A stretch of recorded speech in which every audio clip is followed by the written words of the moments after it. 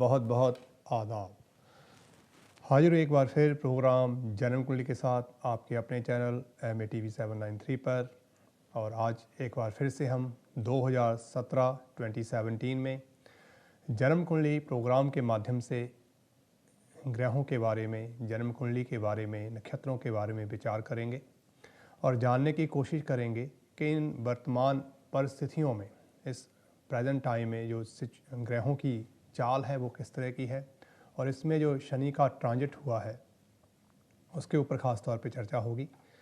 और बुधवार के प्रोग्राम में हमने ढेर सारी चर्चा की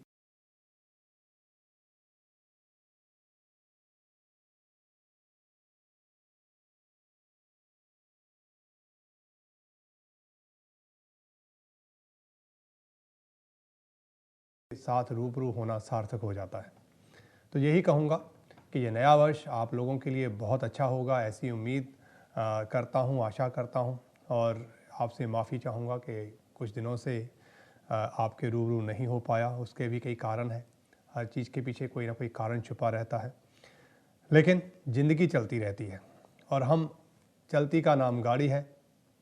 2017 आ चुका है, एक अंक जो है वो बदल चुका है। 2017 यानी कि एक नंबर का ये वर्ष जो है, ये ईयर जो है वो अब रूल कर रहा है। उस हिसाब से हम जानने की कोशिश करेंगे कि ग्रहों की स्थिति या ये जो 2017 है वो किस तरह से है, इसको हम जानेंगे और उसके हिसाब से आगे बात करेंगे। जी हाँ, बुधवार के शो में मैंने एक छोटी सी 4 लाइनें थी वो कही थी, आज फिर से वो कहूँगा क्योंकि आपने कहा कि वो आपसे फिर से रिपीट करें। अच्छा था, फ़नी था, अच्छा लगा, क्योंकि ज़िंदगी के हर पहलू को समझना, जानना बहुत ज़रूरी होता है। उसमें खुशी जो है, हंसी जो है, मजाक जो है वो रहना चाहिए। क्योंकि हम जब बहुत ज़्यादा सीरियस हो जाते हैं, बहुत ज़्यादा चिंताग्रस्त होते हैं, बहुत सारे चैलेंजेस हमारे सामने आ जाते हैं, तो हम खुद से ही दूर होने लगते हैं।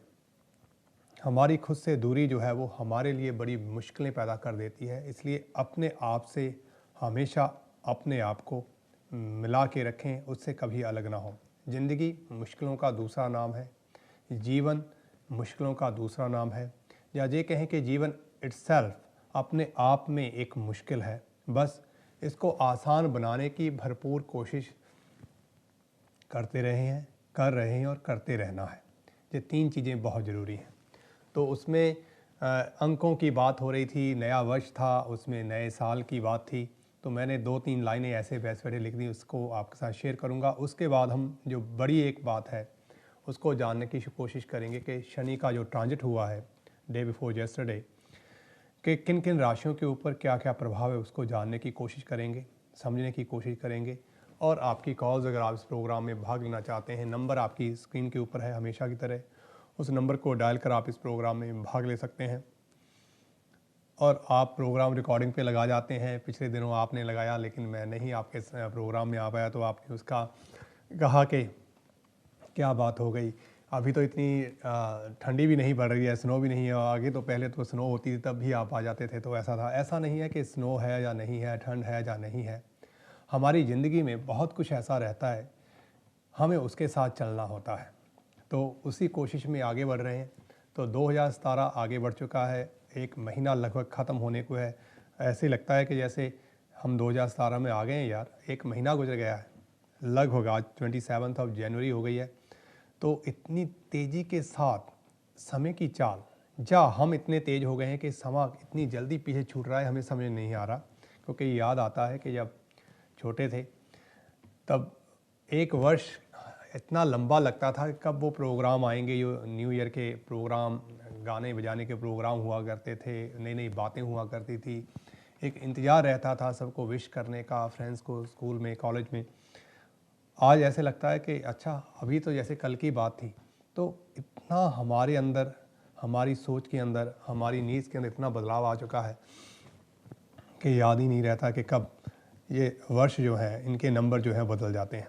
तो पहले ये जो नंबर बदला है उसके ऊपर बात, उसके बाद हम सारस्वती के ऊपर विशेष तौर पे बात करेंगे, और साथ ही साथ राशियों के ऊपर सारस्वती का क्या प्रभाव रहेगा, या जिन राशियों के ऊपर सारस्वती नहीं है, ये ट्रांजिट उनके लिए कैसी रहेगी, इस सब चीज़ के ऊपर आज हम प्रोग्राम में चर्चा करेंगे। और आपका स्वागत रहेगा अगर आप इस प्रोग्राम में आप कॉल कर भाग लेना चाहते हैं। तो चलो जी, हमें कॉल्स जो है वो हमारे मोबाइल फ़ोन पे तो आनी शुरू हो गई हैं, लेकिन मैं चाहूँगा कि आप प्रोग्राम में भाग लें, ताकि जो आपका सवाल है, कई बार आपके जो सवाल होते हैं वो दूसरों के लिए भी बहुत उपयोगी होते हैं। तो ऐसी चर्चा जो है ऑन एयर होने से ज़्यादा लाभ होता है। तो बदल गया है अंक साल का, तो मैंने उसमें लिखा है कि बदल गया है अंक साल का, पर हम तो नहीं बदले हैं, पर हम तो नहीं बदले हैं, वही घर और देश वही है, वही घर और देश वही है, हम सबका उद्देश्य वही है, उठना बैठना खाना पीना और सोना, उठना बैठना खाना पीना और सोना, नौकरी बिजनेस का प्रेशर वही है, शादी के लिए तरस रहे कुछ, कुछ की शादी टूट रही है, भटक रहे कुछ जॉब के लिए, कुछ की जॉब छूट रही है। यही फ़लसफ़ा है ज़िंदगी का, हम इसी में भाग दौड़ में लगे हुए हैं। नंबर चाहे बदल गया है, लेकिन हमारी ज़रूरतें जो हैं वो वैसी की वैसी बनी हुई हैं। लेकिन ये नंबर हमें एक नई उम्मीद देता है। बस इस एक नई आशा के साथ हम आगे बढ़ते हैं, और जीवन आशा का दूसरा नाम है। अगर संघर्ष जीवन का दूसरा नाम है, तो आशा उस संघर्ष के विपरीत, बिल्कुल ऑपोजिट, इस जीवन को आगे बढ़ाने का एक सबसे बड़ा जो टूल है, उसको मान के चलें। नंबर बदलने से क्या होता है, क्योंकि विज्ञान का युग है, हम कहते हैं कि हम 21वीं सदी में हैं। यहाँ इन नंबरों का कोई महत्व नहीं, इन रंगों का कोई महत्व नहीं, इन ग्रहों का कोई महत्व नहीं, इन इन इन इन पिछड़ी हुई बातों का कोई महत्व नहीं। लेकिन ये विज्ञान जिन चीज़ों को हम पिछड़ी हुई कहते हैं, उन्हीं के ऊपर रिसर्च कर रहा है। कभी ये चाँद के ऊपर जा रहा है, कभी ये मंगल के ऊपर जा रहा है, कभी ये सैटर्न को समझने की कोशिश कर रहा है कैसा है क्या है, कभी ये सूर्य को समझने की कोशिश करता है, वहाँ तक पहुँच नहीं पाता। लेकिन जन्म कुंडली इन चीज़ों के ऊपर पहले से ही पहुँची हुई है, पहले से ही है। अपना एक नज़रिया इन्होंने बना रखा है कि इसका प्रभाव ह्यूमन बीइंग के ऊपर, इस प्लैनेट के ऊपर किस तरह से रहता है, उसके ऊपर चर्चा करता है। जिन रंगों की कल्पना कभी हमने एस्ट्रोलॉजी के माध्यम से देखी थी, आज साइंस वहाँ पहुंचकर बता रही कि जी हाँ, बिल्कुल मंगल लाल है, और एस्ट्रोलॉजी ने बहुत पहले ही कह दिया था कि मंगल का रंग लाल है। तो ये आपस में परस्पर जो भी चीज़ें हैं, आखिर कोई तो होगा जिसने मंगल के ऊपर निवास किया होगा, जिसने जाना होगा, किसी को भेजा होगा वहाँ पे, कि कैसे पता लगा होगा कि मंगल का रंग लाल है।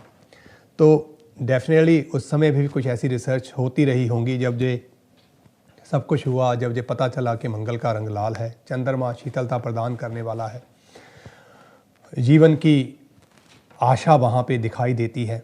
तो जीवन की आशा ही सबसे बड़ी उम्मीद जो है, हम आगे लेके चलते हैं। भटक रहे कुछ जॉब के लिए, कुछ की जॉब छूट रही है, पेरेंट्स से सिंगल पेरेंट होकर माँ बच्चों संग भटक रही है, पेरेंट्स से सिंगल पेरेंट होकर माँ बच्चों संग भटक रही है, बेदर्द जमाना मन की पीड़ ना जाने।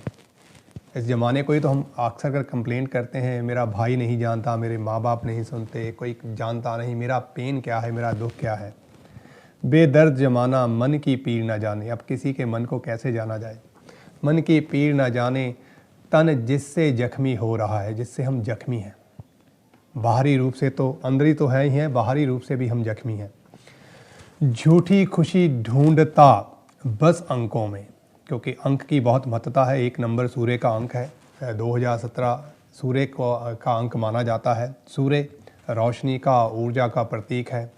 एक नई रोशनी की, नई ऊर्जा के साथ आगे बढ़ने की शक्ति हमें प्रदान करता है। हर दिन सूर्य के उदय से ही शुरू हो जाता है, और हमारे अंदर एक नई ऊर्जा जो है प्रवाहित होती है, और हम घर से निकल पड़ते हैं कि आज ये करना है, आज वो करना है।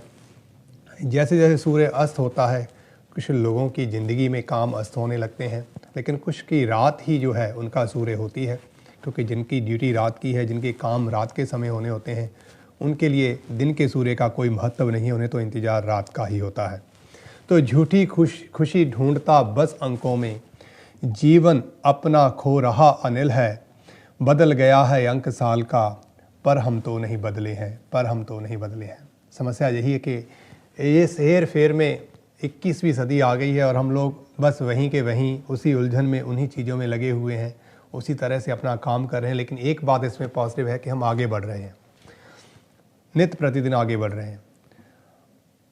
क्या हम आगे बढ़ रहे हैं, इस चीज़ का विचार हमें ज़रूर करना होगा, क्योंकि जब हम देखते हैं हमारे बच्चे तो वो कहीं एजुकेशन में बहुत पीछे हैं और कहीं वो एजुकेशन में बहुत उनके ऊपर प्रेशर है, और हमने उनके बचपन को कहीं दबा तो नहीं दिया है, क्योंकि हम खेलना कूदना तो अब भूल ही गए हैं। क्योंकि बच्चे या तो आईपैड पे बैठे होते हैं या मोबाइल फ़ोन पे या लैपटॉप पे, जो भी आजकल आधुनिक विज्ञान का साधन है, बच्चे वहीं बैठकर अपना टाइम स्पेंड करते हैं। ये जो आपसी मेल जोल है वो ख़त्म होता जा रहा है। मैं तो ये भी देखता हूँ, कई बार नए वर्ष की शुभकामनाएं हम देते हैं तो उसमें से भी हम कुछ चीज़ कॉपी करके एक दूसरे को फॉरवर्ड करते रहते हैं, एडवांस में ही करने लगते हैं कि ताकि झंझट ख़त्म हो जाए। मतलब एक जो चिट्ठी का इंतज़ार कभी हुआ करता था, किसी दूसरे से का मिलने का वर्षों से इंतज़ार हुआ करता है, कब मिलें, एक खुशी जो हुआ करती थी, आज हमने उसको भी एक फॉर्मेलिटी की तरह ले लिया है। उसमें 2 फ़ोन करके हम किसी को बधाई देना नहीं चाहते, बस एक व्हाट्सएप मैसेज किया और बात ख़त्म हो गई। और वो एक, जैसे कहते हैं ना, एक ऐसा लगता है कि हम बस एक झूठी ज़िंदगी जीने लगे हैं। तो मैं यही कहूँगा कि ज़िंदगी झूठी ही है, लेकिन इसको जियो तो सही, लेकिन ज़िंदगी की तरह जियो, इसको झूठी को और झूठ मत बना दो, इसको सार्थक ना करो, इतना तो ध्यान रखना पड़ेगा। तो आज सबसे पहले गंडमूल नहीं है जी, बिल्कुल। और इसके अलावा आज का जो नक्षत्र है, सूर्य का ही अंक 2017 और सूर्य का ही नक्षत्र है उत्तराषाढ़ा, यानी कि कैप्रिकॉर्न, मकर राशि है आज। और इस मकर राशि के ऊपर सारस्वती है। सारस्वती का आगमन हो चुका है इस मकर कैप्रिकॉर्न राशि के ऊपर। सारस्वती का एक अपना अलग प्रभाव है, राशि का एक अपना अलग प्रभाव है और नक्षत्र का एक अपना अलग प्रभाव है। बहुत सारी चीज़ें हमें जो है वो को रिलेट करनी पड़ती हैं जब जन्म कुंडली का अध्ययन किया जाता है, या ये कहें कि जन्म कुंडली के माध्यम से हम जिज्ञासा हो या ना हो, कारण हो या ना हो, बहुत कुछ जानने की कोशिश कर लेते हैं। लेकिन डॉक्टर के पास जाना हो, बीमारी होना ज़रूरी है, क्योंकि बिना अपॉइंटमेंट के आप जा नहीं पाएंगे। पहले पूछा जाता है कि बीमारी क्या है, फिर उसके बाद आपको टाइम दिया जाता है, वो भी 3 महीने का, 2 महीने का, 6 महीने का। इमरजेंसी नहीं होती है कई बार ऐसी चीज़ें होती हैं। तो अक्सर कर कहीं ना कहीं पहुंचने के लिए हमारे पास कोई कारण ज़रूर होना चाहिए। लेकिन जन्म कुंडली एक ऐसी चीज़ है कि आप जिज्ञासा बस खुद ही इसको जानने की कोशिश कर लें। बस एक जिज्ञासा चाहिए आपके अंदर, एक इच्छा शक्ति चाहिए कि हाँ चलो आज देखते हैं, बैठते हैं, सुनते हैं, जानने की कोशिश करते हैं, तो ये आपको बताने लगती है। जैसे आज कैप्रिकॉर्न राशि है, चंद्रमा कैप्रिकॉर्न के ऊपर जो सूर्य के नक्षत्र से गुजर रहे हैं, सूर्य के साथ ही बैठे हुए हैं, और आज है अमावस, न्यू मून। बहुत सारे लोग इस न्यू मून के ऊपर, इस अमावस के दिन बहुत सारे रिचुअल्स परफॉर्म करते हैं, बहुत सारा दान पुण्य करते हैं। आज की अमावस को मौनी अमावस भी कहा जाता है। क्या ये संभव हो सकता है कि मौनी अमावस का मतलब है मौन धारण करना, साइलेंट। वो कहते हैं कीप साइलेंट, बी साइलेंट।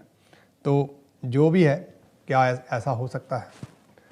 संभव ही नहीं है, क्योंकि अगर हम खुद साइलेंट होने की बात करें तो हमारे आसपास इतना शोर है कि हम कंसंट्रेशन कर ही नहीं पाते हैं, ध्यान भंग हो जाता है। या फिर हम अपने आप को घर के अंदर बंद करें, तो दिन पहले ही ऐसे चल रहे हैं तो आदमी चाहता है कि डिप्रेशन से बाहर निकलूं, तो बंद करना मुश्किल हो जाता है।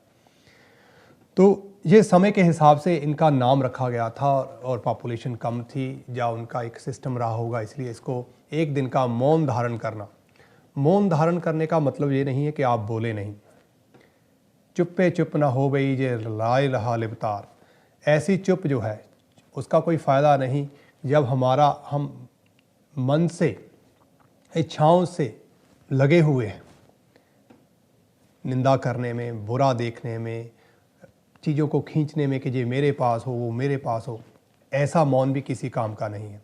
तो ये मौन अवस्था जो है, उन इच्छाओं का मौन होना जो हमारी पहुंच से परे हैं, जिनका हमारे साथ कोई संबंध नहीं है, अगर हम अपने आप को वापस लेके आएँ, अपने आप को जानने की कोशिश करें, तो इस मौनी अमावस का सही जो अर्थ है वो समझ में आएगा। नहीं तो चुप रहने से कभी जीवन सफल नहीं होता। हम देखते हैं कई बार आपकी इंटरव्यू हो और आप किसी को बता दें आज उपाय कि आज भाई मौनी अमावस है, आपका चुप रहने से ही काम होगा और आपको इंटरव्यू पे जाना है, तो आपको क्या लगता है कि आप डिज़र्व करेंगे उस जॉब को? जब आप इंटरव्यू में आप सामने वाले का कोई आंसर ही नहीं देंगे, तो कैसे पता चलेगा कि आपके अंदर क्या आपके अंदर छुपा हुआ है जो आप उनको दे सकते हैं, उनको आगे बढ़ा सकते हैं? वो कैसे आपको जज करेंगे?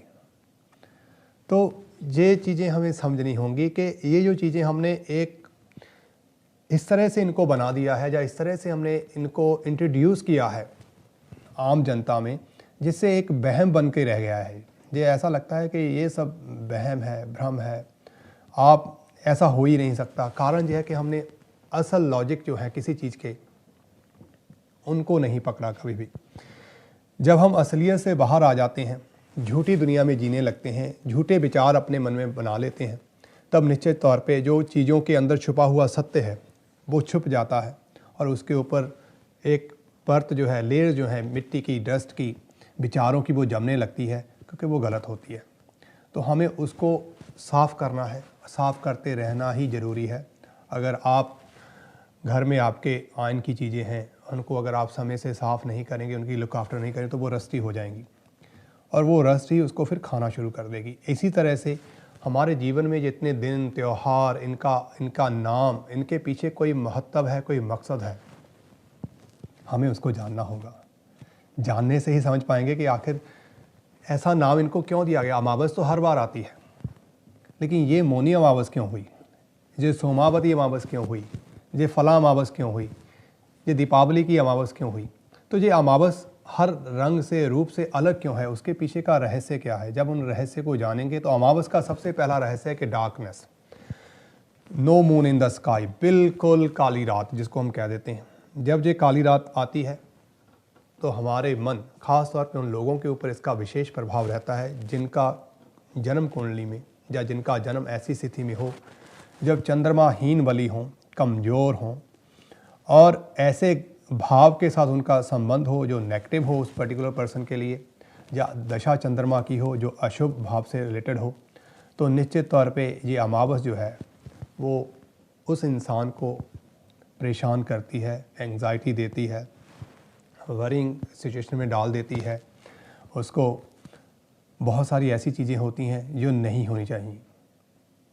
हमने ये देखा है कि हार्मोन इम्बैलेंस जो है जब होता है तो उसका सबसे बड़ा असर जो है वो न्यू मून और फुल मून के दिनों में बहुत ज़्यादा होता है।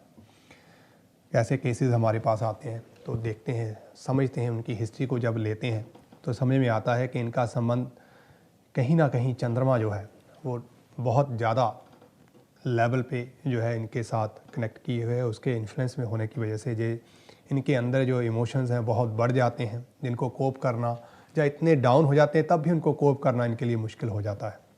तो आज मौनी अमावस है। मौनी अमावस में एक चीज़ आप करें, दान पुण्य रिचुअल जो आप करते हैं, लेकिन उन इच्छाओं का त्याग या उन इच्छाओं को समझने की कोशिश करें जो आपने यूं ही पाल रखी हैं, जिसका ना तो आपके पास कोई साधन है, ना ही आपने उस ओर जाना है, अपने आप वो चल के आएंगी नहीं, ना ही आपके पास समय है।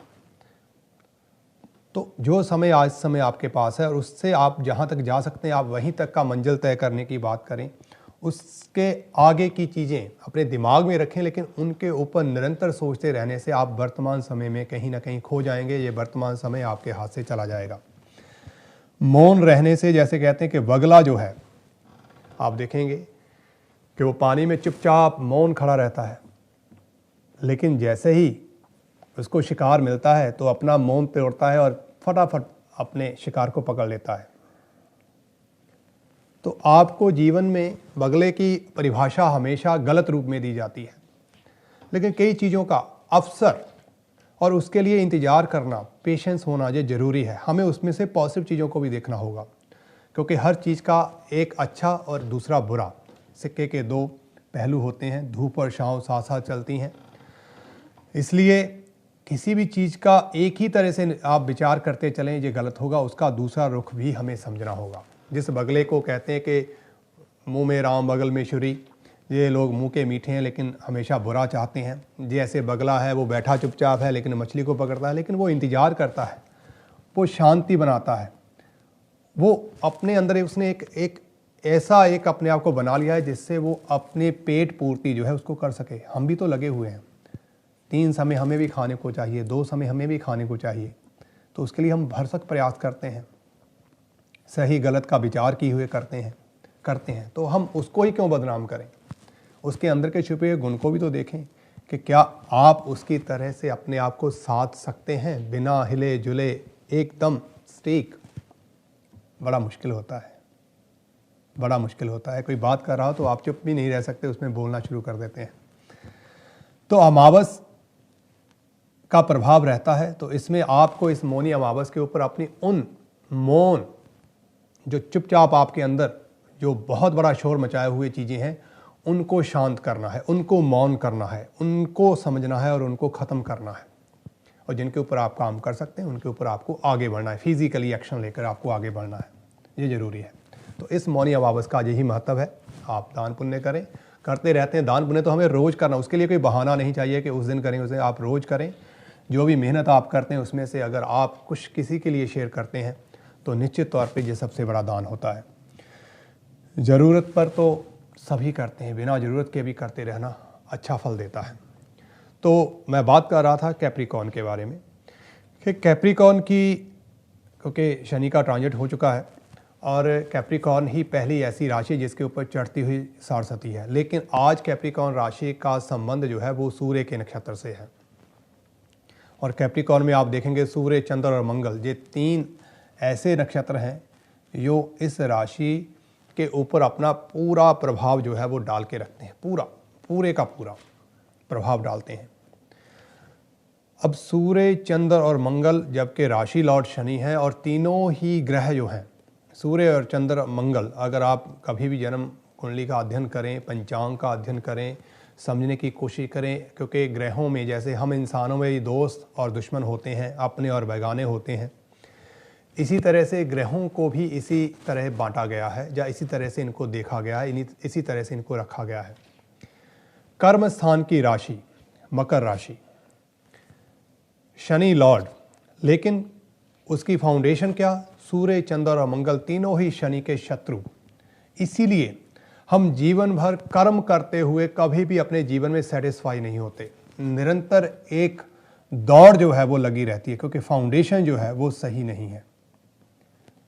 राशि लॉर्ड और फाउंडेशन आपस में एंटी है। ये कब संभव होता है? मुझे तो नहीं लगता ये कभी संभव हो, मुझे नहीं लगता, क्योंकि फाउंडेशन तो फाउंडेशन ही है। आपने जो एक बार नींव में डाल दिया, आप उसको कैसे निकालेंगे? उसके ऊपर बिल्डिंग बन गई है तो इसका मतलब बिल्डिंग को गिराना होगा। जब बिल्डिंग को गिरा कर आप नया उसमें कुछ भरेंगे तो उसके ऊपर बिल्डिंग फिर से शनि ही की बनेगी, और कोई साधन नहीं है, क्योंकि सूर्य, चंद्र और मंगल ही इस कर्म स्थान की फाउंडेशन हो सकते हैं। क्योंकि हमारे अंदर इच्छा शक्ति होनी चाहिए, हमारे अंदर जिज्ञासा होनी चाहिए, हमारे अंदर ताकत होनी चाहिए, हमारे अंदर शोहरत का, एक फेम का जो है वो पैशन होना चाहिए। इसके बगैर कैसा कर्म? हम कर्म करते किस लिए हैं? तो ये फाउंडेशन में ये तीनों चीज़ें हैं।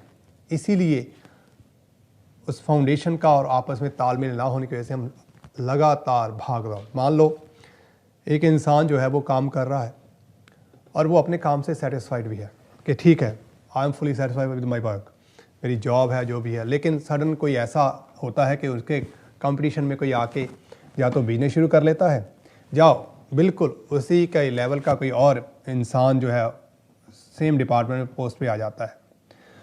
उस समय एक कंपटीशन शुरू हो जाता है कि अपने आप को अच्छा प्रूव करने के लिए। बस फिर शुरू हो जाती है यही कि जीवन में कर्म का सिद्धांत जो है उसमें लगे रहना ही जरूरी, इसीलिए ज़रूरी है।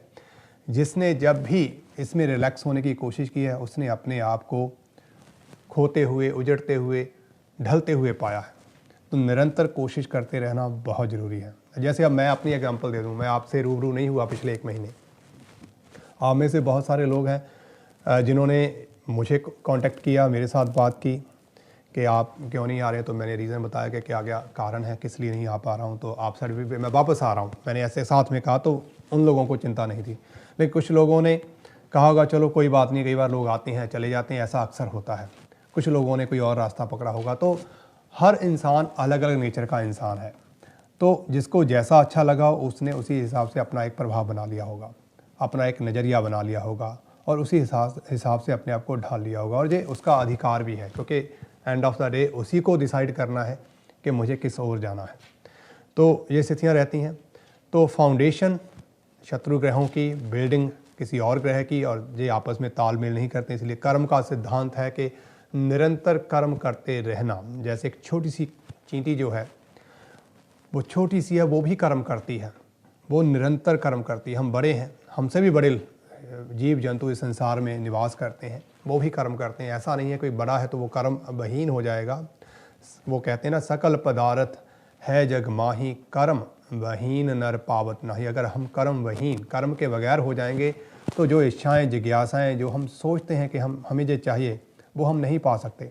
मेहनत करेंगे, कर्म करते रहेंगे तो इच्छा शक्ति से हम वहाँ तक पहुँच जाएंगे, बहुत कुछ अचीव भी करेंगे। ये बात अलग है कि अगर आपकी डेस्टिनी और आपका कर्म गलत दिशा में हो तो कई बार जो आप एक्सपेक्ट करते हैं, जिसके लिए आप मेहनत करते हैं, वो चीज़ें आपको नहीं मिलती हैं। उसी की एक गाइडेंस है, गाइडलाइन आपको जन्म कुंडली के माध्यम से मिलती है। जैसे मैं एक एग्जांपल देना चाहूँगा अपने ही एक दोस्त की, जो है प्रोफेशनली डॉक्टर है, बहुत अच्छी नॉलेज है, सब कुछ है, लेकिन उसके पास पेशेंट नहीं है। लोग उसको सुनने तो आते हैं लेकिन उसकी दवाई कोई खाना नहीं चाहता। उसने जगह जगह स्थान बदले कि चलो अगर यहाँ नहीं है तो मैं दूसरी जगह चला जाऊँ, नई जगह जाऊँगा तो शायद लोग मुझे अंडरस्टैंड करेंगे। वहाँ से निकला किसी और जगह, अपनी प्रैक्टिस का नाम बदलता रहा कि चलो नाम बदल दूँ। लेकिन ये सब कुछ करने के बावजूद भी रिज़ल्ट उसको नहीं मिला, बिल्कुल नहीं मिला। अच्छी पढ़ाई करने के बाद जब आदमी को ना माया मिले, ना नाम मिले, ना खुद की सेटिस्फेक्शन हो तो आदमी करे क्या। अब ऐसी पढ़ाई की है कि उसके अलावा उसको अब फिज़िकल काम करने में आनंद भी नहीं आता है। तो ऐसे में यही दिक्कत हो जाती है कि गलती कहाँ हो गई। आपने पेरेंट्स के कहने पे, आपने अपने आजू बाजू के लोगों को देखने से आपने एक प्रोफेशन चूज़ तो कर लिया, लेकिन आपने ये देखा कि क्या वो आपकी डेस्टिनी से जुड़ा हुआ है, क्या सच में ही आप उसमें कामयाब होंगे। ये बहुत ज़रूरी हो जाता है। जैसे अभी मुझे कल परसों ही एक फ़ोन आया कि बेटी जीपी है लेकिन उसका मन नहीं लगता, अब उसने एमबीए शुरू कर दिया। किसी और ने कहा कि जी बेटा अकाउंटेंट है लेकिन उसने वो छोड़ दिया, अब वो कुछ और करने लगा है। तो आखिर ऐसा क्यों हो जाता है कि आपने इतने वर्ष मेहनत की, इतनी सारी चीज़ें की, डिग्री ली, अचीवमेंट की, उस काम में आप गए भी लेकिन उसके बाद आपको आनंद नहीं आता है। कहीं ना कहीं कुछ ऐसी चीज़ें छुपी रहती हैं जो समय के साथ, अगर हम उन चीज़ों को पहले से ही जान लें तो निश्चित तौर पे फिर हम बहुत ज़्यादा सेटिस्फाई हो सकते हैं। इसको करियर एडवाइस कहते हैं। प्रोफेशनल एडवाइस जो है वो एक बहुत बड़ा मैटर है जिसको समझना चाहिए क्या कौन सी फील्ड हमारे लिए अच्छी होगी। एंड ऑफ द डे आप कुछ भी करें, कुछ भी करें, मकसद क्या होता है? पैसे कमाना, ताकि हम अपनी रोज़ की जो ज़रूरतें हैं उससे पूरी कर सकें। अच्छा लाइफस्टाइल हो, अच्छी लिविंग हो, ये हमारा सबका संबंध रहता है।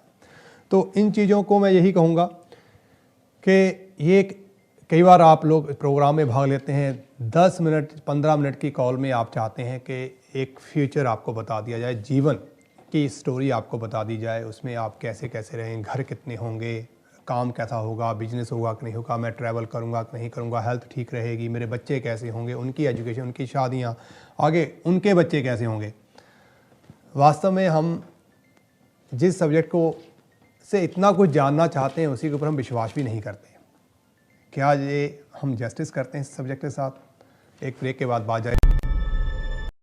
ब्रेक के बाद प्रोग्राम जन्म कुंडली में मेरा और आपका साथ ठीक 2 बजे तक बना रहेगा। कॉलर थे हमारे साथ ब्रेक में, उन्होंने कुछ बात की और अच्छा लगा उन्हें। तो अच्छा लग रहा है आपको और ख़ास तौर पे आप ईगरली चाहते हैं कि फटाफट मैं सार्थदी के ऊपर भी बात करूं। ठीक है, तो उसके ऊपर हम बात करते हैं। तो सबसे पहले उस तक और जाने से पहले एक चीज़ मैं और 2 चीज़ें आपको कहना चाहूँगा, बहुत ज़रूरी हैं। उसके बाद हम कुंडली और जिस ग्रहों की पोजीशन उसके बारे में, हालांकि मैं बात उसी दायरे में ही कर रहा हूँ, उनसे रिलेट करके ही कर रहा हूँ, ऐसा नहीं है कि कुछ और बात कर रहा हूँ। तो सबसे पहले इसमें एक और बात ऐड करनी है, वो है 28 जनवरी यानी कि कल नवरात्रि जो है वो शुरू हो रहे हैं। अब आप सुनेंगे कि ये अनिल जी आपने कौन से नवरात्रि कह दिए हैं। जी हाँ, ये वही नवरात्रि हैं जो आप चैत्र के मास में, अश्विन के मास में सेलिब्रेट करते हैं। ये वन ऑफ देम, एक 4 नवरात्रि पूरे वर्ष में होते हैं। एक नवरात्रि 28 जनवरी को भी शुरू हो रहे हैं जो कि बहुत ही साधना से भरे होते हैं। इनका एक ख़ास महत्व होता है। जो भी इनको परफॉर्म करना चाहें, अगर आपको जानकारी नहीं है तो आप मुझे कॉल कर इसकी जानकारी ले सकते हैं। उसके लिए आपको मेरे साथ और फिर बात करनी होगी, ये भी ध्यान रखें, क्योंकि प्रोग्राम में शायद उसके बारे में ज़्यादा ना बता पाऊँ। लेकिन और फिर बात करने से इसका आपको ज़रूर लाभ होगा। साथ ही साथ जिनका जन्मदिन है भाई, आप सभी को जन्मदिन की ढेर सारी मुबारकबाद। आप तंदुरुस्त रहें, सेहजाब रहें, खुशियाँ आपको मिलें और आपकी सभी इच्छाएँ पूर्ण हो। ऐसी दुआएँ, प्रार्थनाएँ, कामनाएँ आपके लिए। जिनकी मैरिज एनिवर्सरी है भाई, आप सभी अपने जीवन साथी के 100 वर्ष तक एक साथ रहें, एक शताब्दी पूरी करें। आपको भी बहुत बहुत मुबारकबाद। जिनका आज अचीवमेंट है, किसी तरह का भी आपको अचीवमेंट हुआ है, आप उसे सेलिब्रेट करते हैं, तो ये अचीवमेंट्स आपके ज़िंदगी भर आपके जीवन में और नई नई अचीवमेंट्स आप करते रहें और इसको सेलिब्रेट करें। ये आपके लिए दुआएं, प्रार्थनाएं करूँगा। और साथ ही साथ अब हम बात करेंगे सैटर्न के बारे में। सबसे पहले शनि एक दूर बड़ा ग्रह जो है वो दूर दिखाई देता है, उसे देखने में आसान नहीं है और इसको काले रंग के साथ जोड़कर देखा जाता है। ये एक ठंडा प्लैनेट है, शीतकारी, और बहुत स्लो गति से इसकी मूवमेंट जो है वो बहुत धीमी गति की है। ये 3-4 चीज़ें इसमें ख़ास तौर पे जानने वाली हैं कि धीमी गति से चलने वाला, और इसी वजह से यह ग्रह जो है एक राशि में एक साथ जब एंट्री करता है तो 2.5 साल के लिए जो है उसमें बैठ जाता है। इसलिए जिनके ऊपर सारस्वती आती है तो उनकी जीवन में ये 7.5 साल के लिए अपना प्रभाव लेके आता है। जिनके लिए ये सारस्वती अच्छी होती है उनके लिए 7.5 साल बहुत कुछ अचीवमेंट वाले होते हैं। ये कहें कि ये कहते हैं कि रंक से राजा, राजा से रंक बना देने की इसमें ताकत होती है। जिनके लिए अच्छा है वो राजा समान हो जाते हैं, क्योंकि आजकल किंग तो ख़त्म हो गए हैं, राजा तो नहीं है, लेकिन आजकल आप देखते हैं कि प्राइम मिनिस्टर है, होम मिनिस्टर है और बड़ी बड़ी चीज़ें आपको इलेक्शंस में मिल जाते हैं आपको, तो आप उसमें एक वही ज़िंदगी जीते हैं। आप किसी अच्छे बिजनेस को बना लेते हैं तो वहाँ के आप किंग होते हैं, तो किसी ना किसी रूप में ये आपको राजा बनाने में सक्षम है। बहुत कुछ ला के ये कहें कि दूसरों का माल उठाकर आपको दे देने की शक्ति इसके अंदर है। और जब कभी भी आपने इसको चोट की, ख़राब किया, कमज़ोर हुआ और बुरा हुआ तो आपका बना बनाया सब कुछ उठा के ले जाता है। और फिर आपने देखा होगा आपके आसपास बहुत सारे ऐसे लोग हैं जो कभी बहुत अच्छी स्थिति में थे, आज उनके पास खुद की ज़िंदगी के लिए भी इतना पर्याप्त धन या साधन नहीं है कि वो अपनी ज़िंदगी को ही कहीं सही तरीके से चला सकें। और कुछ ऐसे होंगे, कई बार तो कुछ लोग ऐसे भी होते हैं जो कहते हैं अरे वो तो आज ही आया था, देखो वो कहाँ पहुंच गया और हम इतने सालों से जहाँ लगे हुए हमने आज तक कुछ अचीव नहीं किया। तो इतना मतलब ये बल देता है। लेकिन ये जो चीज़ है कि उसने इतना कर लिया, उसने ऐसा कर लिया, आपको खुद को इंडिविजुअली इन चीज़ों से दूर रखना है, मुक्त रखना है, क्योंकि ये हमारे अंदर विष पैदा करता है, द्वेष पैदा करता है, हमारी आत्म शक्ति को कमज़ोर करता है, हमारी जीवन शैली को ये तोड़ मरोड़ देता है। हम खुद की जो हमारी इच्छाएं हैं, कैपेबिलिटी है, जो हम कर सकते हैं, उससे हमें डिस्ट्रैक्ट कर देता है। तो मैं यही कहूँगा कि अपने आप में आ जाएं, वापस आप जो कर सकते हैं। यहाँ बैठ के मैं किसी को कहूँ वो ऐसा करता है, वो ऐसा कर, इसका मतलब है कि मैं उनकी बात कर रहा हूँ, अपनी नहीं कर रहा हूँ। मेरे अंदर क्या है, मैं क्या कर सकता हूँ इसके लिए, मुझे वो देखना है। वो कौन क्या करता है ये उसका मैटर है, मेरा नहीं है। बस जब हम इस चीज़ को समझ लेंगे तो निश्चित तौर पे हमारा जीवन जो है, जिस पीस को हम ढूंढ रहे हैं, शांति को ढूंढ रहे हैं, वो हमें खुद ब खुद मिलने शुरू हो जाएगी। क्योंकि शांति के सबसे बड़े शत्रु जो हैं वो हम हैं।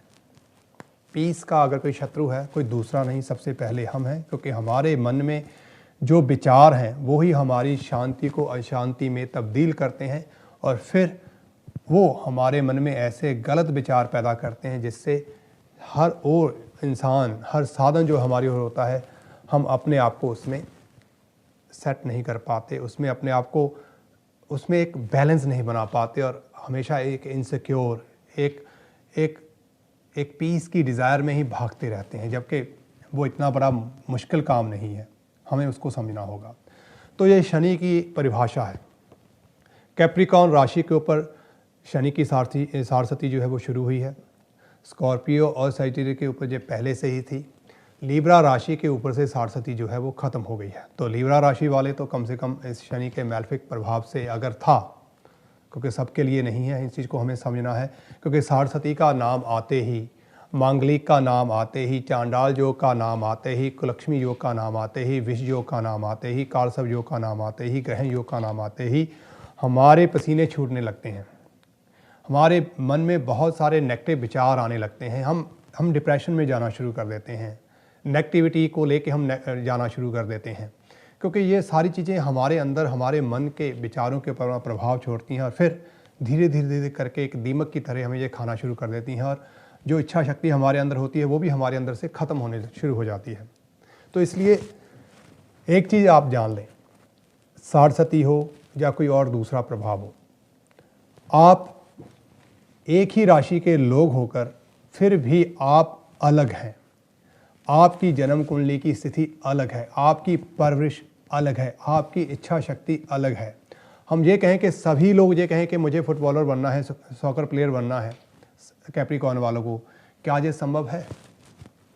सभी तो कैप्रिकॉर्न वाले ये नहीं चाहते। उसमें से हो सकता है 10 चाहते हों, लेकिन 10 कुछ और करना चाहते हों, 10 कुछ और करना चाहते हों।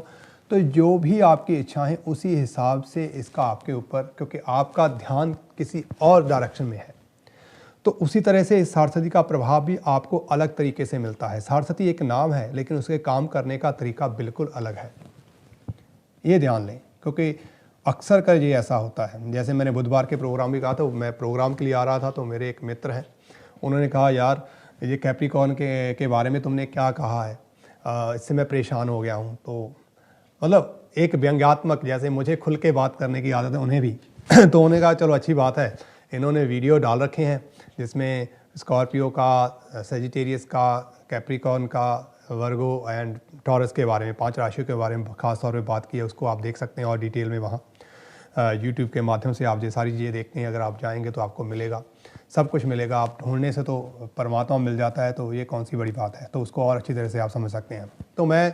तो उसने मजाक कहा, अरे यार मैं तो बहुत परेशान हूँ, ये है वो है, और आपने तो ये कह के और डरा दिया। तो मैंने कहा कि आप क्यों डर रहे हैं, ये आपके लिए नहीं है। अगर आप कैप्रिकॉर्न हैं तो आप ये ना समझे कि ये जो बातें सारी की सारी आपके ऊपर हैं या किसी दूसरे कैप्रिकॉर्न वाले के ऊपर हैं। आपकी कुंडली मुझे पता है, और आपकी कुंडली के हिसाब से आप बहुत कुछ जो है वो अच्छा कर रहे हैं, और आपका अच्छा जो है वो होता चला जाएगा, और अच्छा हुआ भी, नो डाउट अच्छा हुआ। तो फिर उन्होंने बताया कि एक्चुअली आज जैसे ही ये हुआ, ट्रांजिट हो रहा था, उस समय मैं किसी से मिलने गया और मुझे मतलब मेरे मुंह से बात बाद में निकली, उन्होंने उस बात जो मैं कहने गया तो उसको पहले ही पूरा कर दिया। तो आप डरने का ही काम ना करें, आप उसको देखें, एक्सपीरियंस करें। अच्छा और बुरा एक्सपीरियंस जब आप लोग करते हैं तब उसमें लाभ होता है, तब उसमें स्थितियाँ बेहतर होती हैं, उसको हमें समझना होता है। तो ये चीज़ें जो डिटेल में देखी जाती हैं जब हम जहाँ बात करते हैं, हम एक जनरल बात करते हैं। और मैं अपने प्रोग्राम में हमेशा करता हूँ कि अच्छा क्या है और बुरा क्या है, दोनों चीज़ों को दिखाने की कोशिश करता हूँ ताकि आप उसकी अंडरस्टैंडिंग बना सकें। ऐसा नहीं है कि साढ़सती आ गई तो बस आप अब परेशान हो जाएंगे, ये हो जाएगा वो हो जाएगा, ऐसा कुछ नहीं है। क्योंकि आपकी जन्म कुंडली बहुत इम्पॉर्टेंट हो जाती है। चाहे आपकी कैप्रिकॉर्न राशि है, उसमें बहुत सारी और चीज़ें ऐसी होती हैं जो आपके ऊपर अपना साथ में प्रभाव लिए होती हैं। उनको समझ लेना उतना ही इम्पॉर्टेंट होता है जितना एक साढ़सती को समझ लेना इम्पॉर्टेंट होता है। तो कैप्रिकॉर्न, सैजिटेरियस और स्कॉर्पियो, इनके ऊपर पूर्ण साढ़सती है। ये राशियाँ तीनों साढ़सती के प्रभाव में हैं। वहीं वर्गो राशि जो है 2.5 साल के 4th हाउस का सैटर्न का ट्रांजिट हुआ है, जो चौथे घर का है, उससे इसका प्रभाव रहेगा। तो वहीं टॉरस में 8th हाउस से शनि गुजरेंगे तो उसका प्रभाव रहेगा। इसमें कैप्रिकॉर्न,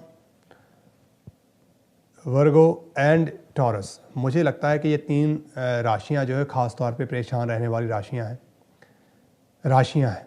इंसान नहीं कहा मैंने। ये राशियाँ परेशान रहने वाले के लिए कुछ बड़े कॉम्प्लिकेशंस, बड़ी चीज़ें हो सकती हैं। लेकिन अगर आपकी जन्म कुंडली उसमें बहुत अच्छी हुई, उसमें ग्रहों की स्थिति बहुत अच्छी हुई, शनि योग कारक होकर अच्छी स्थिति में बैठा हुआ, तो ये मुश्किलें जो बहुत बड़ी दिख रही हैं ये आसान होती हुई और बहुत उलझे हुए काम आपके सुलझते हुए दिखाई दे रहे हैं। तो ऐसी स्थिति मुझे कहीं ना कहीं बनती हुई दिखाई दे रही है। तो उसको हम जानने की कोशिश करेंगे कि क्या हो रहा है।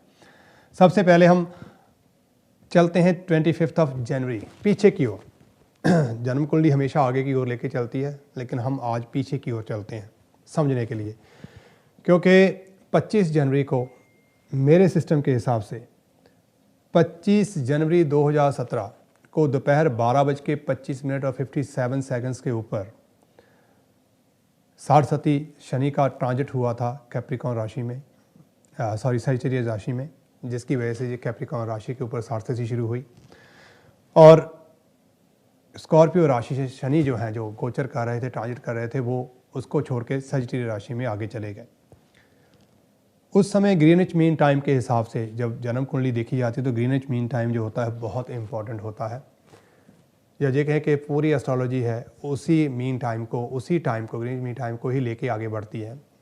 तो इसको वर्ल्ड का सेंटर पॉइंट कहा जाता है, ऐसे मान के चलते हैं। जब यह साढ़े शुरू हुई उस समय शनि का ट्रांजिट हुआ, तो उस समय टॉरस लगन जो था वो चल रहा था और उस समय जो राशि थी वो भी सजिटेरियस थी। सजिटेरियस राशि में ही ये सारी जो स्थितियाँ थी वो बनी हुई थी, जिसको हम लेंगे। मैं वहाँ पे जाने की कोशिश कर रहा हूँ ताकि हम देख सकें। जी हाँ, टॉरस लगन, धनु राशि और धनु राशि में शनि का ट्रांजिट, ये तीन चीज़ें उस समय में हुई थी। इसका मतलब कि सबसे पहले उस समय का जो लगन था वो टॉरस था, तो टॉरस राशि या लगन के जो लोग थे उनके ऊपर सबसे पहला प्रभाव इसका आया और शनि उस समय में 8th हाउस से गोचर करने शुरू कर दिया था। बिगनिंग पॉइंट जो था वो ये था। उस समय की जो स्थिति थी उसमें अगर हम और चीज़ों को देखें तो शनि जैसे ही सजिटेरियस में आए तो वो केतु के नक्षत्र में आए, चंद्रमा भी केतु के नक्षत्र में थे और केतु जो थे उस समय टॉरस राशि में शुक्र के साथ शनि की ही राशि से गुजर रहे थे। तो एक संबंध सा इनमें बन गया है। ये कहें कि शनि और केतु आपस में किसी तरह से भी जुड़े हुए थे उस समय के दौरान, शायद आज भी जुड़े हुए हैं, क्योंकि स्थितियां हैं अभी चल रही हैं तो इसमें जुड़े हुए ही देखे जाएंगे। ऐसी स्थिति में टॉरस राशि वालों के लिए ख़ास तौर पे मैं ये कहना चाहूँगा कि 8th हाउस से आपका जब शनि गुजरेगा, अगर आपकी कुंडली में भी शनि पहले से ही किसी मैलेफिक हाउस में प्लेस्ड है तो निश्चित तौर पे ये समय आपके लिए कुछ मुश्किलों भरा होगा। कुछ क्या, कुछ ज़्यादा भी हो सकता है। मान लो 8th हाउस में ही आपका शनि आपके जन्मकालीन कुंडली में था, जन्म समय में था, तो निश्चित तौर पे ये एक बहुत बड़ी मुसीबत आपके लिए लेके आएगा। और साथ में अगर किसी बुरे भाव के ग्रह की दशा भी चल रही होगी तो निश्चित तौर पे ये जैसे कहते हैं कि आग में घी डालने का काम करेगा। मतलब आपको हर चीज़ बहुत सावधानी पूर्वक करनी होगी। ऐसी स्थिति में करेगा क्या? जी सवाल ये हो जाता है, करेगा क्या? सबसे पहले इसका अपनी ही राशि के ऊपर अगर हम देखें, टॉरस राशि में 8th हाउस में बैठा हुआ शनि अपने ही राशि, क्योंकि इसके पास कुछ स्पेशल आस्पेक्टिंग पावर है। हर ग्रह अपने आप से 7वें घर को देखता है, लेकिन शनि, जुपिटर और मार्स ये ऐसे प्लैनेट हैं जो अलग दृष्टि भी रखते हैं। शनि यहाँ बैठा हुआ 10th हाउस को, 2nd हाउस को और 5th हाउस को आस्पेक्ट करेगा। तो इसका मतलब है कि इसका अच्छा और बुरा प्रभाव जैसा भी आपकी कुंडली में है, जैसा भी आपकी राशि से संबंध जन्म कुंडली से देखकर, चंद्र कुंडली से देख के पता चलेगा, वैसा प्रभाव आपको मिलेगा। मान लो अगर बुरा है तो ये आपके हाउस ऑफ प्रोफेशन यानी कि 10th हाउस को करियर वाइज आपके लिए बड़ी मुश्किलें लाने वाला है। उसमें बहुत सारे बिखराव जो हैं वो दिखाएगा, उलझने जो हैं वो लेके आएगा। ऑफिशियल आपके मैटर्स हैं, लिटिगेशन से जुड़े हुए आपके कोई अगर केसेस चल रहे हैं तो ऐसी चीज़ों में आपको डिफीट, हानि मिलेगी, हार मिलेगी। हमें ये देखना होगा। सबसे पहले ये आपके इस चीज़ को ही प्रभावित करेगा। 8th house itself accident, operation, घटना, दुर्घटना, किस तरह का आपके साथ स्कैंडल हो जाना, आपके विरुद्ध लोगों का हो जाना, इन चीज़ों को दिखाता है। तो 8th हाउस में ये सब चीज़ें करता है। तो ऐसे में सेहत का सबसे पहले ध्यान रखें, फिर आपके प्रोफेशन के ऊपर इसका बुरा प्रभाव जाएगा। उसके बाद 2nd हाउस, फैमिली, धन, यहाँ पे देखा जाता है। तो ऐसी स्थिति में ये कई बार परिवार में अगर बुरा हो तो परिवार में मनमुटाव, लड़ाई झगड़े का कारण हो जाता है, जिसमें अच्छे खासे परिवार एक साथ रह रहे थे, 2 भाई एक साथ रह रहे थे, माँ बाप एक साथ थे, लेकिन अचानक से क्या हुआ कि वो कहते हैं कि अब हमें नहीं रहना है, हमें तो अब छोड़ के घर जाना है। तो ये सेपरेशन का, फैमिली में सेपरेशन दिखाता है। नेगेटिव है तो सेपरेशन का कारण बन जाएगा, जिससे आपके खर्चे बढ़ेंगे, धन की हानि होगी। जो खर्चा एक जगह हो रहा था वो 3 जगह होना शुरू हो जाएगा। तो 3 टाइम अगर कोई चीज़ बढ़ जाए तो ऑब्वियसली उसमें खर्चे बढ़ेंगे, धन की हानि होगी। तो परिवार में सेपरेशन और धन की हानि का योग लिए हुए बैठा है टॉरस राशि वालों के लिए। और अगर मैलेफिक है और ये 8th हाउस से एस्पेक्ट करके आपके 5th हाउस को देखेगा तो 5th हाउस सीधा ये हाउस जो है इसका सबसे बड़ा जो प्रभाव होता है, कनेक्शन है, वो है बच्चों के साथ। यह है आपके बच्चों की प्रोग्रेस के लिए, बच्चों की प्राप्ति के लिए, बच्चों से जुड़े हुए मसलों के लिए आपको परेशान करेगा। तो बच्चों से जुड़ी हुई बहुत सारी परेशानी सीधी आपको दिखाई देगी। पर्सनली अगर आप एजुकेशन में हैं तब भी आपको ये प्रभावित करेगा। आपकी एजुकेशन खुद की प्रभावित कर सकता है, डिपेंड करता है कि कौन क्या करता है। जो चीज़ें हैं उसी हिसाब से इसका प्रभाव देखने को मिलेगा। तो नेगेटिव होता हुआ ये आपके लिए कई चीज़ें जो है वो नेगेटिव करता चला जाएगा। अगर पॉजिटिव हो तो क्या होगा, हम एक एक राशि को जानते चले। अगर पॉजिटिव हो तो क्या होगा? पॉजिटिव हो तो सबसे पहले पॉजिटिव होने के बावजूद भी आपको अपनी सेहत का ध्यान रखना है।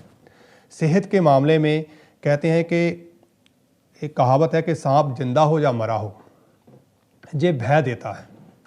शनि चाहे अच्छा है चाहे बुरा है, जैसे सरस्वती का नाम सुनते ही हमें डरने लगता है, अच्छा है या बुरा है इसका एक डर तो रहता है। और 8वां घर डर का कारण है, दुर्घटनाओं का कारण है। इसलिए आपको अपनी सेहत के लिए अच्छा होते हुए सावधान रहना होगा, ये ज़रूरी बात है।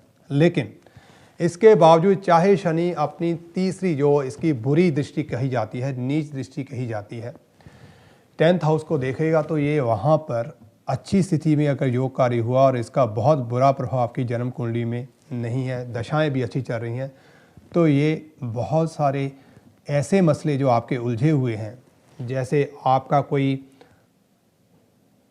आपको टर्मिनेट कर दिया गया है, मान लीजिए आपको कह दिया गया कि आपके ऊपर कोई ब्लेम आ गया या कोई कारण होगी और आपको काम से छुट्टी कर दी गई है, आप घर बैठे हैं।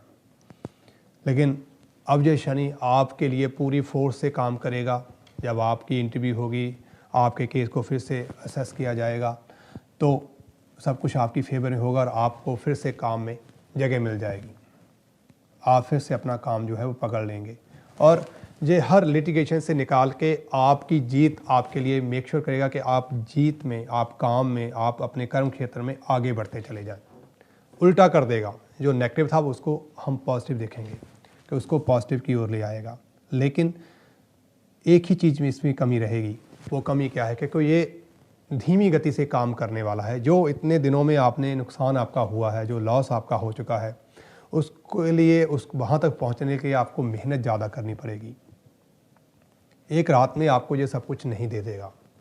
तो उस चीज़ का आपको ध्यान रखना है ताकि आप इम्पेशेंट होकर फिर वही गलतियाँ ना करें जो पास्ट में की। ठीक है, ग्रहों ने अपनी चाल से आपको प्रभावित किया था, अब ठीक कर दिया है, लेकिन आपको खुद को भी एक अच्छे नज़रिए से आगे बढ़ना होगा, अच्छी सोच के साथ आगे बढ़ना होगा। आपको ये ध्यान रखना होगा कि वो कॉम्प्लिकेशन जो आपके साथ पास्ट में हुई थी वो फिर से रिपीट ना हो। तो ये इस तरह से अपना प्रभाव देगा। अब 2nd हाउस के साथ संबंध है, अगेन फाइनेंस एंड फैमिली। अब जहाँ बैठा हुआ शनि फैमिली में वृद्धि करेगा, मतलब गेस्ट आ जाएंगे, कुछ रिश्तेदार आ जाएंगे, ज़रूरतें ऐसी बढ़ जाएंगी अननेसेसरली कि आप अननेसेसरली रहेगा, क्योंकि 8वां घर है तो कुछ उसमें इनसिक्योरिटी बना के रखेगा। 8वें घर के को हम डिनाई नहीं कर सकते, लेकिन एक जो सेपरेशन की चीज़ थी वो ख़त्म हो गई।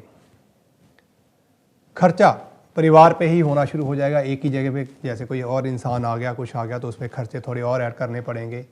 कई बार आप अपने हिसाब से चलते हैं, कोई गेस्ट आ गए आपके पास तो आपको लगता है चलो इनको लंदन घुमा के लाते हैं, चलो इनको अब फलां जगह लेके जाते हैं, अब इनको चलो ये ट्रीट करते हैं, अब फलां रेस्टोरेंट में जाके खाना खाते हैं। तो इस तरह के खर्चे आपको भरने पड़ेंगे। आप उनको शॉपिंग के लिए लेके जा सकते हैं।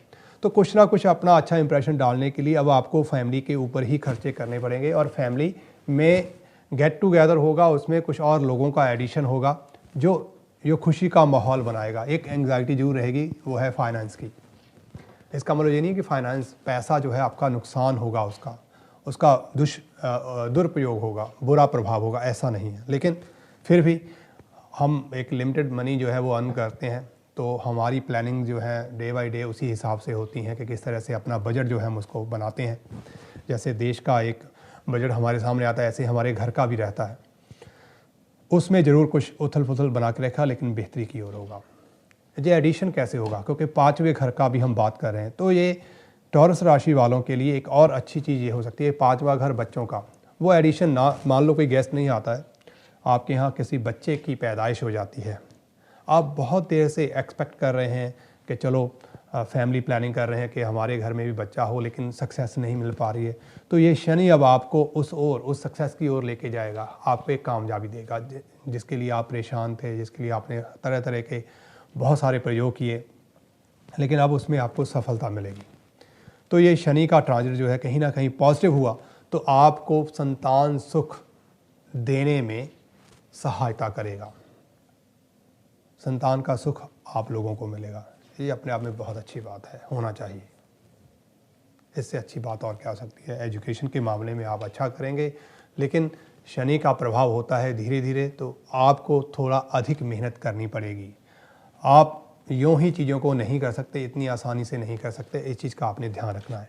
तो ये 3 मेन फैक्टर जो हैं, या 4 मेन फैक्टर जो हैं, वो आपकी ऊपर रहेंगे टॉरस राशि वालों के लिए। इसलिए कि आप बहुत ज़्यादा डर जाएं, वो सही नहीं है, इसलिए मैंने आपको उसका पॉजिटिव रिजल्ट दिया है। बहुत कुछ पॉजिटिव हो रहा था, अचानक बुरा भी हो सकता है, उसके लिए आपको नेगेटिव भी बताया कि नेगेटिव कैसे होगा।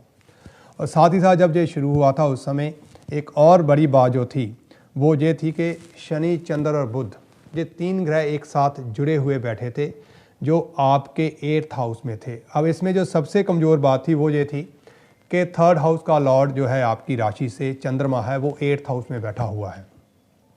आपके फाइनेंस और चिल्ड्रन हाउस का जो लॉर्ड है मरकरी, वो भी 8th हाउस में बैठा हुआ है। तो कहीं ना कहीं बहुत सारी चीज़ें आपको सावधानी पूर्वक जो है वो करनी होंगी। इस बात का आपने जो है वो ध्यान रखना है, क्योंकि जब किसी ट्रांजिट में कोई ऐसी योग बन जाते हैं, ऐसा कंजंक्शन बन जाता है जिसमें कुछ ग्रहों का प्रभाव जो है आपके ऊपर बहुत, क्योंकि एनर्जी, ऊर्जा, एक्शन, अगर उसका लॉर्ड ही कमज़ोर हो जाए, कमज़ोर स्थिति में हो और शनि के साथ एक धीमी गति के ग्रह के प्रभाव में आ जाए तो कुछ दिक्कतें हो जाती हैं। तो कम्युनिकेशन की कमी आने लगती है, आप थोड़ा लेज़ी होना शुरू कर देते हैं। तो इन सब चीज़ों से आपको ध्यान देना है। वैसे भी आप प्राकृतिक तौर पे शांत, अपने काम में ध्यान लगाने वाले, किसी के काम में इंटरफेयर ना करने वाले इंसान हैं। बस आपको परिवार और परिवार की ज़रूरतों को पूरा करने में आनंद आता है, बस आप उसमें लगे हैं, अकेले ही कोल्हू की बैल की तरह आप लगे हुए हैं। लेकिन कई बार कुछ चीज़ें जानबूझ के आपके जीवन में ऐसी चीज़ें क्रिएट कर देती हैं जिससे आपकी ये जो पेशेंस है, पीस है, आपकी ये एक जो आपके दिमाग में एक धुन जो है दौड़ रही है कि मुझे ये करना है, वो उसमें कुछ रुकावट आ सकती है। तो इस चीज़ का आपने साथ में ध्यान रखना है, जो आपके लिए बेहतर होगा। तो यही कहूँगा कि टॉरस राशि वालों को इस शनि के अष्टम घर के ट्रांजिट से जो है, इसका जो गोचर हो रहा है, उससे किस तरह से अपने आप को आगे बढ़ाना है। अगर ये अच्छा है तो चिंता ना करें, बुरा है तो उसके उपाय ढूंढने की कोशिश करें, क्योंकि आपकी राशि के हिसाब से ही उपाय पता चलेंगे कि कौन सा उपाय आपके लिए सार्थक होगा। उसके लिए आपको कॉल करनी होगी, या आप ऑफिर बात कर सकते हैं। कॉलर हमारे साथ जुड़े हुए हैं, उनसे बात करते हैं। हेलो जी। हेलो जी मैं अपने बारे में जानना। जी जरूर जी, बताइए। आप अपने नाम का पहला अक्षर, date of birth, time of birth दीजिए प्लीज़। I for India. जी। डेट ऑफ बर्थ क्या है? 2/11/78। 78। टाइम क्या है जी? सुबह 10 बजे। और प्लेस ऑफ बर्थ क्या है? सोनीपत। इंडिया, सोनीपत। ओके जी, सोनीपत, हरियाणा। जी जी, आपकी कुंडली देखते हैं क्या इसमें सिलसिला चल रहा है। सबसे पहले तो आप स्कॉर्पियो हैं, लगन से भी और राशि से भी। आपके ऊपर भी सारस्वती का प्रभाव है, और सेकंड हाउस में जो शनि है आपकी राशि और लगन दोनों से ही सेकंड हाउस में है। और इस समय आपकी दशा जो है वो केतु की है। तो थोड़ा सारस्वती के बारे में चर्चा करते हैं, फिर आपके जनरल सवाल जो होंगे उसका। तो सारस्वती को पहले समझ लें कि आपको सारस्वती कैसे प्रभावित करेगी।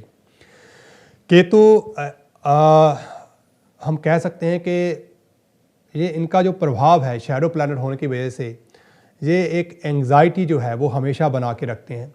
कई ऐसी उलझनें जो क्रिएट करते हैं, जैसे चीज़ आपकी प्लानिंग्स बहुत सारी हो सकती हैं, ज़रूरत से ज़्यादा हो सकती हैं। एक चीज़ सोचते हैं लेकिन उसके साथ 10 सवाल खड़े कर सकता है। इसके अंदर एक ऐसी शक्ति होती है कि शैडो है, किसी तरह भी भाग सकती है। तो इस केतु की दशा में आपको खुद के माइंड को पहले तो बहुत ज़्यादा मतलब स्टेबल करना है कि उसको इधर उधर जो है वो भागने नहीं देना है। ये आपने दशा का अपना एक प्रभाव देखना है।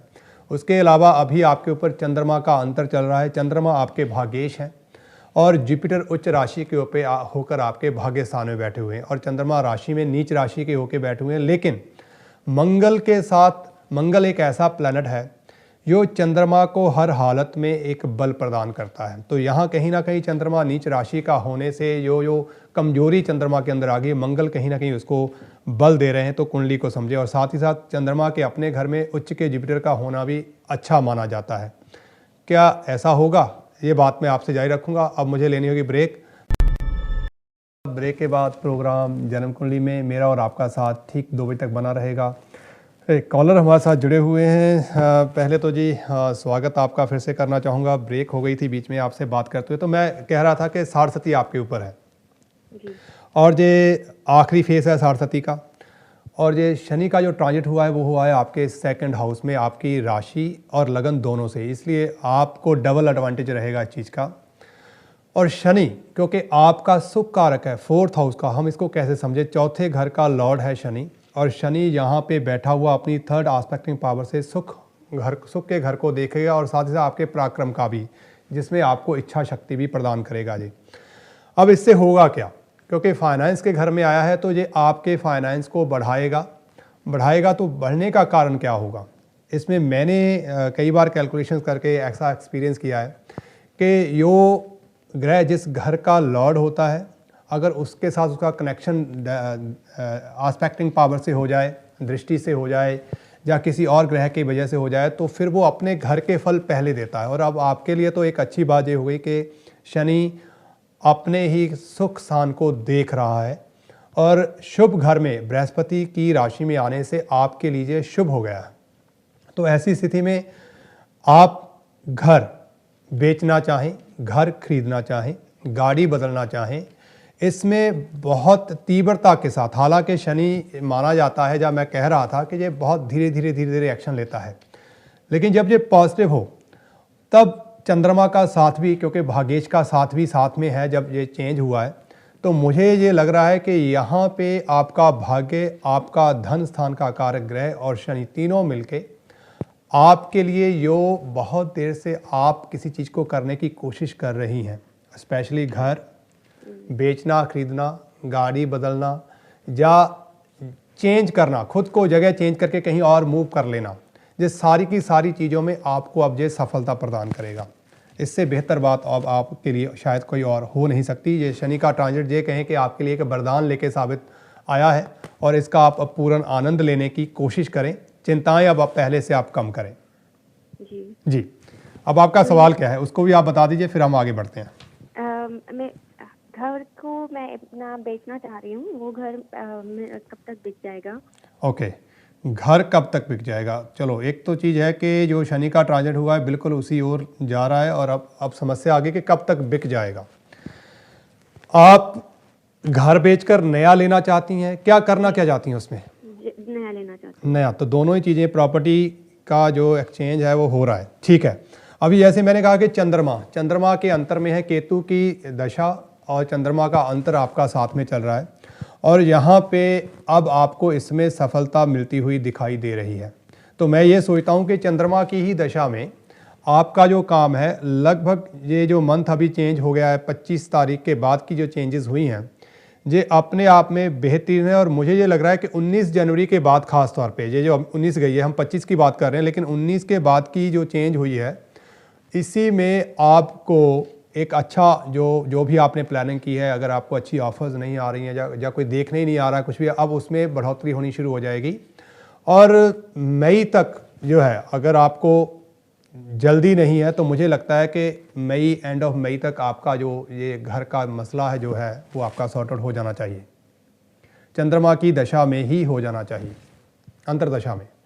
अगर किसी कारण से भी कुछ, कई बार होता है कि आपने आपको एक रहता है कि मुझे इतनी पर्टिकुलर अमाउंट चाहिए, ठीक है मैं इतना तो लेस कर सकता हूँ लेकिन इससे ज़्यादा नहीं। अगर इस बात को लेके आप थोड़ी कहीं भी कमज़ोर महसूस करें कि नहीं मुझे बायर तो मिल रहे हैं लेकिन मुझे मेरी जो पैसे हैं वो पूरे नहीं मिल रहे हैं, तो फिर आपको मई के बाद, मई और अगस्त के बीच का जो टाइम होगा जब मंगल इसमें रूल करेंगे अंतरदशा में, तब जाके मई और अगस्त तक ही ये चीज़ आपकी होगी।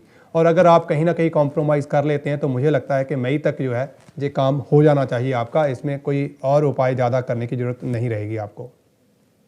ओके जी, और उसके लिए एक सिंपल सा उपाय मुझे लगता है आपको करना पड़ेगा, कोई लंबे चौड़े उपाय नहीं है जहाँ पे, एक बहुत छोटा सा सिंपल सा उपाय है, वो है कि रेगुलरली आप करते भी होंगे, आप कहीं ना कहीं रिलीजियस प्लेस में विजिट करती रहा करें बस।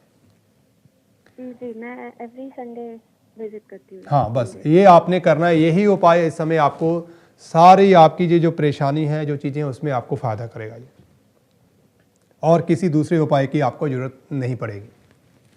और घर खरीदना कब चाहिए? इसी दौरान इसी दौरान खरीद लें आप। इसी दौरान अगर मान लो आपको घर नहीं मिलता है, कई बार क्या होता है कि लेन देन में कई बार होता है तो आपको रेंट पे रहना पड़ सकता है, तो आप कोई अच्छी लोकेशन देख के जहां आपके बच्चों के लिए और आपको लिए लगे कि सूटेबल है, आप एडजस्ट कर सकते हैं वहाँ कुछ, अगर रेंट पे भी आपको जाना पड़े तो चले जाएँ। लेकिन ये जो समय है, अब ये 2.5 साल का टाइम जो है, शनि की ये ट्रांजिट जो है ख़ास तौर पर सीधी मैं देख रहा हूँ कि आपके लिए बहुत अच्छी है। बस अगर इसमें एक कमी है तो वो है कि केतु की दशा जो है वो अब आपको, मतलब एक रोलर कोस्टर में एक चीज़ आप प्लान करती हैं तो 10 चीज़ें, जैसे मैंने पहले कहा, खड़ी हो जाएंगी आपके सामने, उससे आपको अपने आप को डिटैच करना है। अगर आप उसको मेंटेन कर लेंगी तो किसी और रेमेडी की अभी फ़िलहाल आपको ज़रूरत जो है वो नहीं है। नया घर जो भी होगा वो मुझे किस नंबर्स पे लेना चाहिए? नंबर तो जो है वही है, आपके लिए कोई पर्टिकुलर नंबर नहीं है कि आपको इसी नंबर पे। हाँ, अगर आपको चाहे तो 4 नंबर आपके लिए बहुत लकी नंबर है, 16 नंबर आपके लिए बहुत अच्छा नंबर है, 31 नंबर आपके लिए बहुत अच्छा नंबर है। इसके अलावा कोई भी ऐसा जोड़ जमा का अगर ऐड करके 4 आ जाए तो वो आपके लिए बेहतर रहेगा। तो इन टोटल 4 वाला? हाँ, अगर 4 आ जाए तो वो आपके लिए बेहतर रहेगा। अगर आपको खाली 4 मिल जाता है तो ये तो और भी अच्छी बात है। 4 मिल जाए, 16 मिल जाए, 31 मिल जाए, 31 का टोटल 4 हो जाता है, 16 का टोटल जो है 7 होता है, लेकिन 16 क्योंकि इटसेल्फ बहुत अच्छा है तो 16 होगा तो भी आपके लिए अच्छा होगा। अच्छा, एक चीज़ मैं और जानना चाहती थी, मेरा जॉब चेंज है इस साल। आप जॉब चेंज करना चाहती हैं, पहले तो ये बताइए कि चेंज होना अलग बात है, आप चाहती हैं अलग बात है। अगर आप चाहती हैं तो फिर मैं उस चीज़ को देखूं कि क्या वो उस तरह से कुछ लेके बैठा है, क्योंकि बहुत सारी चीज़ें, मैंने ये कहा कि केतु की दशा में अब आपके सामने सवाल बहुत होंगे, आपने उन्हीं सवाल के ऊपर फोकस करना है जो वास्तव में ही रियलिटी में आप कर सकती हैं। अगर आप यूं ही वंडर करेंगी तो उसका फ़ायदा ना होकर उल्टा आप कन्फ्यूज़न में चलेंगी, नुकसान होगा आपको। देखिए, जॉब में काफ़ी चेंजेस हो रहे हैं, काफ़ी कुछ ऐसे चेंजेस हो रहे हैं जिसमें कई जॉब्स चली जाएंगी, ऑलरेडी सॉल्व हो जाएंगी जी। तो I want to know whether I am safe और if I should look for a good job.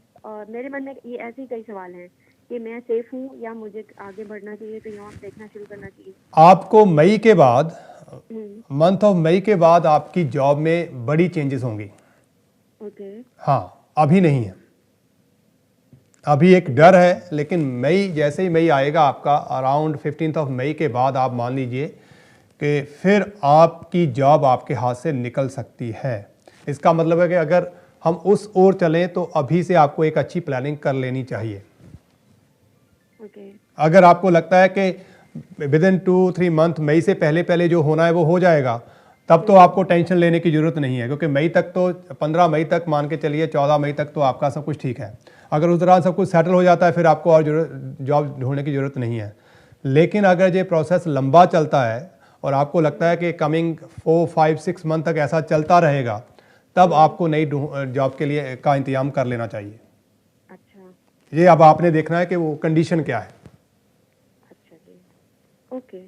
जो सिचुएशन होगी उसी हिसाब से अब आपको गाइड कर दिया है। 6 मंथ अगर आपको लगता है लगेंगे, तब आपको नई जॉब ढूंढनी है। अगर आपको लगता है कि बिफोर 14 ऑफ मई जो भी रीशफल होना है वो कंप्लीट हो जाएगा, उसके बाद कुछ नहीं है, तो आपको नई जॉब की ज़रूरत नहीं है। आप इसी में अच्छी तरह से फिर से अपना काम करती रहेंगी।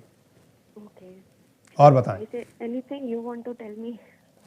रिगार्डिंग, क्योंकि जन्म कुंडली है, इसमें 3 जन्मों की बात हो सकती है, आपका पिछला जन्म, आपका ये जन्म और आपका अगला जन्म। लेकिन मेरा ये मानना है कि जब हम भागना शुरू कर देते हैं तो हम कहीं नहीं पहुंचते। अगर हम फोकस करें किसी खास चीज़ के ऊपर तो उसमें लाभ होता है। तो इस समय में जो चीज़ें हैं उसमें ये प्रॉपर्टी का जो मैटर है वो आपका सॉर्टेड होता हुआ दिखाई दे रहा है, बहुत पॉजिटिव है। जॉब का मैटर है, उसमें आपको कंडीशन मैंने आपको बता दिया है किस तरह से आपको समझना है, उसको हैंडल करना है, मैनेज करिए आप उस तरह से। और फिर जब आप उसमें आ जाएं फिर आप देखिए कि अब आपका आगे का एम क्या है, तो उसके बारे में अगर आप गाइडेंस लेंगे तो अच्छा रहेगा। नहीं तो ड्रीम बेचने मुझे आते हैं, मैं अभी हवा में बहुत सारे पुल बना दूंगा लेकिन आपको मिलेंगे पता नहीं है, क्योंकि हवा में पुल कैसे बनेगा, बातों का ही होगा। बातें तो आज हुई कल खत्म होगी, प्रैक्टिकल करना है हमें सब कुछ, प्रैक्टिकल। जितना आप प्रैक्टिकल रहेंगे, और मैं एक बात बता दूं, स्कॉर्पियो लगन या राशि के लोग जो होते हैं, ये एक ऐसी राशि है जहां लोगों की सोच बंद होती है, जहां जीवन की आस खत्म हो जाती है, ये वहीं पे जीवन की आस जगा देते हैं।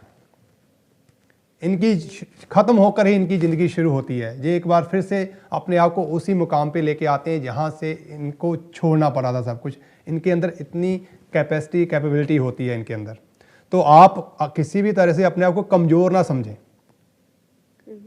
इसको नेक्टर कहा जाता है, अमृत, लेकिन इस अमृत के साथ साथ विष भी रहता है। अगर ये नेगेटिव हो जाए तो विषकारी है, पॉजिटिव हो तो अमृतकारी। और आपकी कुंडली में मंगल अपनी ही राशि में बैठे हुए और भाग्य स्थान में बहुत अच्छा ग्रह बैठा हुआ है, फाउंडेशन बहुत अच्छी है।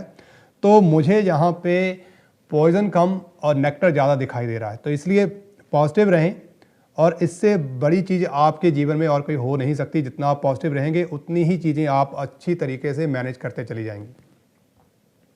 अगर आपको इस समय और कुछ देखना है, पूछना है, तो इसमें मैं आपको बता दूं कि चेंजेस हैं और ये चेंजेस होके रहेंगी। आप नहीं रोक सकती, मैं नहीं रोक सकता, ये होनी है। और ये आपके साथ, आपके इर्द गिर्द, आपके परिवार में ये चेंजेस होनी है और ये होके रहेंगी। ठीक है, उसके लिए थोड़ा टाइम चाहिए, लेकिन इसी मई के दौरान कुछ चेंजेस आपको देखने को मिल जाएंगी। दूसरी बात, चंद्रमा जो हैं वो लाभकारी हैं। कुछ चीज़ें ऐसी हैं चंद्रमा के में जिसमें एक डर आपके साथ रहेगा, लेकिन वो डर आपको एक पॉजिटिव रिस्पॉन्स देगा। मतलब जो भी नेगेटिव चीज़ें आपके इर्द गिर्द चल रही हैं वो एंड ऑफ द डे आपके पॉजिटिव होके आपकी फेवर में आ जाएंगी। तो जब चीज़ें आपकी फेवर में ही आ रही हैं, सब कुछ चल के आ रहा है, तो फिर आपको टेंशन किस बात की। टेंशन अगर इस समय अगर हो सकती है, जिसमें आपका कोई दोष नहीं है, लेकिन आपकी दशा ये कह रही है कि आपकी mother in law, in 2 mother जो है आपकी जीवन में, इनमें से जो भी है अभी प्रेजेंट में, ये टाइम उनके लिए चिंता का है कि आपकी डेस्टिनी, आपके सितारे उनको बहुत ज़्यादा परेशान करें। उनको हेल्थ को लेके या कोई ना कोई ऐसा कर, उनको सडन हॉस्पिटलाइज होना पड़ सकता है, कुछ भी उनके लिए एक टेंशन बनी रहेगी, जो है अलग से एक टेंशन आपकी ओर आ रही है। उसका थोड़ा आपको ध्यान करना होगा। क्या करेंगे अब? ये तो एक ऐसा सवाल हो गया कि जिसमें आपका दोष भी नहीं है, ना ही आप उनकी इस हालत के जिम्मेवार हैं, लेकिन डेस्टिनी कहीं ना कहीं आपको उस ओर से परेशानी दे रही है। तो उसके लिए उपाय मैंने एक ही दिया, एक सिंगल उपाय है कि रेगुलरली आप विजिट करें किसी भी धर्म स्थान में, डजंट मैटर वो कौन सा है क्या नहीं है, बस विश्वास के साथ आप जाएं, ये जरूरी है जी। और बताएं। मैं एक अपने बेटे के लिए भी पूछना चाहती हूँ। जरूर जी, जरूर पूछ सकती हैं जी। बताइए, बेटे का नाम दीजिए। ए। ओके, डेट ऑफ बर्थ क्या है? 13 फेब 2006। 2006। ओके, टाइम क्या है जी? कॉल ड्रॉप हो गई है, होता ही है ऐसा। ये इनके कसूर नहीं है, क्योंकि हमें पता होता है कि एक पर्टिकुलर टाइम के बाद कॉल जो है वो ड्रॉप हो जाएगी। आप फिर से वापस आएँ, मैं आपकी कुंडली के ऊपर चर्चा करूंगा। और हम चर्चा कर रहे थे शनि ट्रांजिट के बारे में, शनि की 60 सती के बारे में, किन राशियों को किस तरह से जो प्रभावित कर रही है। लो जी, हमने टॉरस राशि के बारे में बात की कि क्यों आप डरें और क्यों ना डरें। अब हम उसके आगे बढ़ेंगे वर्गो राशि के लिए, क्योंकि जो राशियां पहले इस प्रभाव में हम उनको ही देख लें, बाकी की चीज़ें हम बाद में देखेंगे कि और राशियों के लिए क्या है। तो 25 जनवरी को जब ये ट्रांजिट हुआ, उस समय टॉरस लगन था, धनु राशि थी, और टॉरस राशि वालों के लिए उस समय शनि का जो गोचर था वो चंद्र बुध और शनि जो थे तीनों ही ग्रह जो थे उनके 8th हाउस में गुजर रहे थे, प्लस और माइनस हमने उसके ऊपर बात की। अब हम बात करेंगे वर्गो राशि के बारे में कि आपके लिए जे शनि क्या लेके आया है। हेलो हेलो जी जी कहिए। हेलो, हाँ जी, मेरा फ़ोन कट गया। हाँ फ़ोन आपका ठीक है, मुझे फिर से डिटेल्स डालनी पड़ेंगी, आप फिर से मुझे देंगे। फेब 2006 कितना था? 13 फरवरी 2006। 13th of 2nd 13th of the 2nd 2006। और टाइम क्या बताया था आपने? ये 12 रात को 24 मिनट पे। 0 hour 24 minute। यस, और प्लेस 13। हाँ, प्लेस ऑफ बर्थ दे दीजिए प्लीज़। लंदन। लंदन, ठीक है जी। और आपने कहा बेटे का नाम ए से शुरू होता है? हाँ जी। ठीक है जी, ओके जी। बेटे की हम बात करें तो 3-4 चीज़ें आपको नोट करनी चाहिए बेटे के बारे में। पहली बात यह है कि इसका जो लगन है वो है लीब्रा। इसकी जो राशि है, मून राशि जिसको हम कह देते हैं, वो है कैंसर। इसकी नाम की राशि जो है वो है एरीज। इसका जन्म नक्षत्र जो है वो है आश्लेषा। आश्लेषा मीन्स आपका बेटा गंडमूल में पैदा हुआ है। और ये गंडमूल, इसको अगर आपने अभी तक हल नहीं की है, आज की डेट में शायद इसका प्रभाव आपको देखने को ना मिले, थोड़ा मिलेगा, लेकिन आगे चल के आप इसको आगे आगे एक्सपीरियंस करेंगी कि ये किस तरह से इसको प्रभावित करते हैं। और इसका सबसे बुरा प्रभाव जो है इस इंसान की ज़िंदगी में अगर होगा तो वो इसके प्रोफेशनल लाइफ को लेकर होगा। ओके। तो आप देख लीजिए, आपने अपने बेटे को क्या बनाना है, डॉक्टर बनाना है, इंजीनियर बनाना है, बिजनेसमैन बनाना है, लॉयर बनाना है, क्या बनाना है जी, अब आपके हाथ में, आप क्या करती हैं। लेकिन जो भी आप बनाएंगी, अगर ये गंडमूल सॉर्ट आउट नहीं किए गए, अगर अभी तक या आगे चल के नहीं किए जाते, तो ये जो भी आप बनाएंगी या ये खुद जो बनना चाहेगा उसमें कामयाबी नहीं मिलेगी। 6 महीने कहीं, 6 महीने कहीं, 2 महीने कहीं, मतलब एक कांस्टेंट बैटल होगी, ये अपने आप को इस्टेब्लिश नहीं कर पाएगा। तो इस चीज़ का आपने अभी से इसकी फाउंडेशन को ठीक कर लें तो उससे आपको लाभ होगा, और इस बच्चे को खास तौर पे लाभ होगा। ठीक है जी। जी, इसमें क्या करना चाहिए? इसका अगर आप और फिर बात करेंगी तो मैं डिटेल में आपको बता दूंगा कि क्या करना चाहिए, और आप फिर समझिए अपने आजू बाजू में कहाँ कैसे हो सकता है उसको, वहाँ फिर इसको डन करने की कोशिश कीजिए। ठीक है, तो ये कंप्लीट कर लीजिए। ये आप और आपके बच्चे दोनों के लिए, तीनों के लिए, परिवार के लिए बेहतर होगा। ठीक है। और इसका एक और बड़ा फैक्टर जो होगा आगे चल के, वो होगा इसका अपने बच्चों के साथ अच्छे संबंधों का ना होना। इसके बच्चे इसके साथ बिल्कुल भी बहुत अच्छा संबंध ना रखेंगे, या ये कहें कि बच्चों की प्राप्ति में भी देरी होगी। काम के साथ साथ परिवार, दो चीज़ें इस गंडमूल की वजह से इसकी इफेक्ट होंगी, बैडली इफेक्ट जिसको कह सकते हैं। तो इस चीज़ को आपने करना है। अभी इसकी जो दशा चल रही है वो है शुक्र की दशा चल रही है, जो 21 मार्च 2015 को शुरू हुई थी, और शुक्र में शुक्र का ही अंतर चल रहा है, जो लगभग जुलाई 2018 में ख़त्म हो जाएगा। और आपके बेटे को एक चीज़ याद रखनी है कि ऐसे लोग, लीब्रा राशि में है और राहु के साथ संबंध होने की वजह से, इस राशि का संबंध होने की वजह से ऐसे लोग जो हैं वो, क्योंकि ये एक मूवेबल साइन है, तो इनके अंदर एक जो विचार होता है ना, वो बहुत जल्दी बदलता है। और राहु का साथ संबंध हो जाने से कुछ चीज़ें ऐसी होंगी जो आपकी समझ से ही परे होंगी कि ये एक ऐसे कैसे कर रहा है। तो सस्पेक्ट करना, सस्पिशियस हो जाना, उसको अंडरस्टैंड करना, कई बार एक ऐसी चीज़ को, स्थिति को आपके सामने लेके आएगा जो आपकी समझ से परे होगी। कई बार तो वो खुद भी हैरान होगा कि मुझे नहीं पता पर मैंने कर लिया। चीज़ें करेगा, इंटेलिजेंट होगा, इसमें कोई दो राय नहीं है कि लीब्रा वाले लोग जब राहु के उसमें पैदा होते हैं तो बहुत इंटेलिजेंट होते हैं। और ऐसे लोग, मैं पर्सनली बिलीव करता हूँ कि बिजनेस, इनको डॉक्टर ये चीज़ें नहीं इनको सूट करती, इनको होता है बिजनेस। ऐसे लोग बिजनेस की डिग्री में बिजनेस करें, बिजनेस की डिग्री लें और उसमें ये बहुत आगे तक जाते हैं। बट आपको साथ में गंडमूल जो है वो जरूर सेटल डाउन करने हैं। अगर आप वो कर लेंगी तो निश्चित तौर पे इसका लाभ आपको मिलेगा। सॉरी, गंडमूल जी, गंड का मतलब होता है टाई। जैसे हम टाई नॉट करते हैं ना, तो कुछ गांठें पड़ जाती हैं जन्म के समय। जैसे एक रोड है, हम उस पर जाते हैं 70 माइल पर आवर, लेकिन कई बार रोड ऐसा आ जाता है जिस पे हमें हम्प मिलते हैं, तो हम 20 माइल पर आवर के हिसाब से हमें गाड़ी चलानी पड़ती है। तो इसके जीवन में कुछ नहीं, बहुत सारे ऐसे हम्प बने हुए हैं जिसकी वजह से इसकी जो गाड़ी है वो एक स्पीड में, एक रफ्तार से नहीं चलेगी। बार बार उसमें बदलाव होगा, रुकावट होगी, इस तरह से उसको हमें उसके एक पैरेलल हमें एक साइड रोड तैयार करना है, ताकि ये उस साइड रोड से निकल जाए, अपनी एक जो स्पीड इसने पकड़ी है उसमें ब्रेक नहीं आए, और नहीं तो इसको इस ब्रेक से होके गुजरना पड़ेगा। ये बात आपने ध्यान दी। इंटेलिजेंट होगा, शादी इसकी जल्दी उम्र में करना चाहिए। आजकल तो ट्रेंड हो गया है कि बच्चे 30-35 साल से पहले शादी नहीं करते, लेकिन एस्ट्रोलॉजी ये कहती है कई बार कुछ चीज़ें बहुत टाइम से हो जाएं या छोटी उम्र में हो जाएं। छोटी उम्र का मतलब ये नहीं कह रहा हूँ कि बिफोर 18 या 21 कर दीजिए, but it should be before, ये कहिए कि 25 से पहले इसकी शादी हो जाए, तो वो जीवन साथी जो है इसके जीवन में और भी ज़्यादा लाभदायक होगा, उससे और भी ज़्यादा इसके जीवन में तरक्की होगी।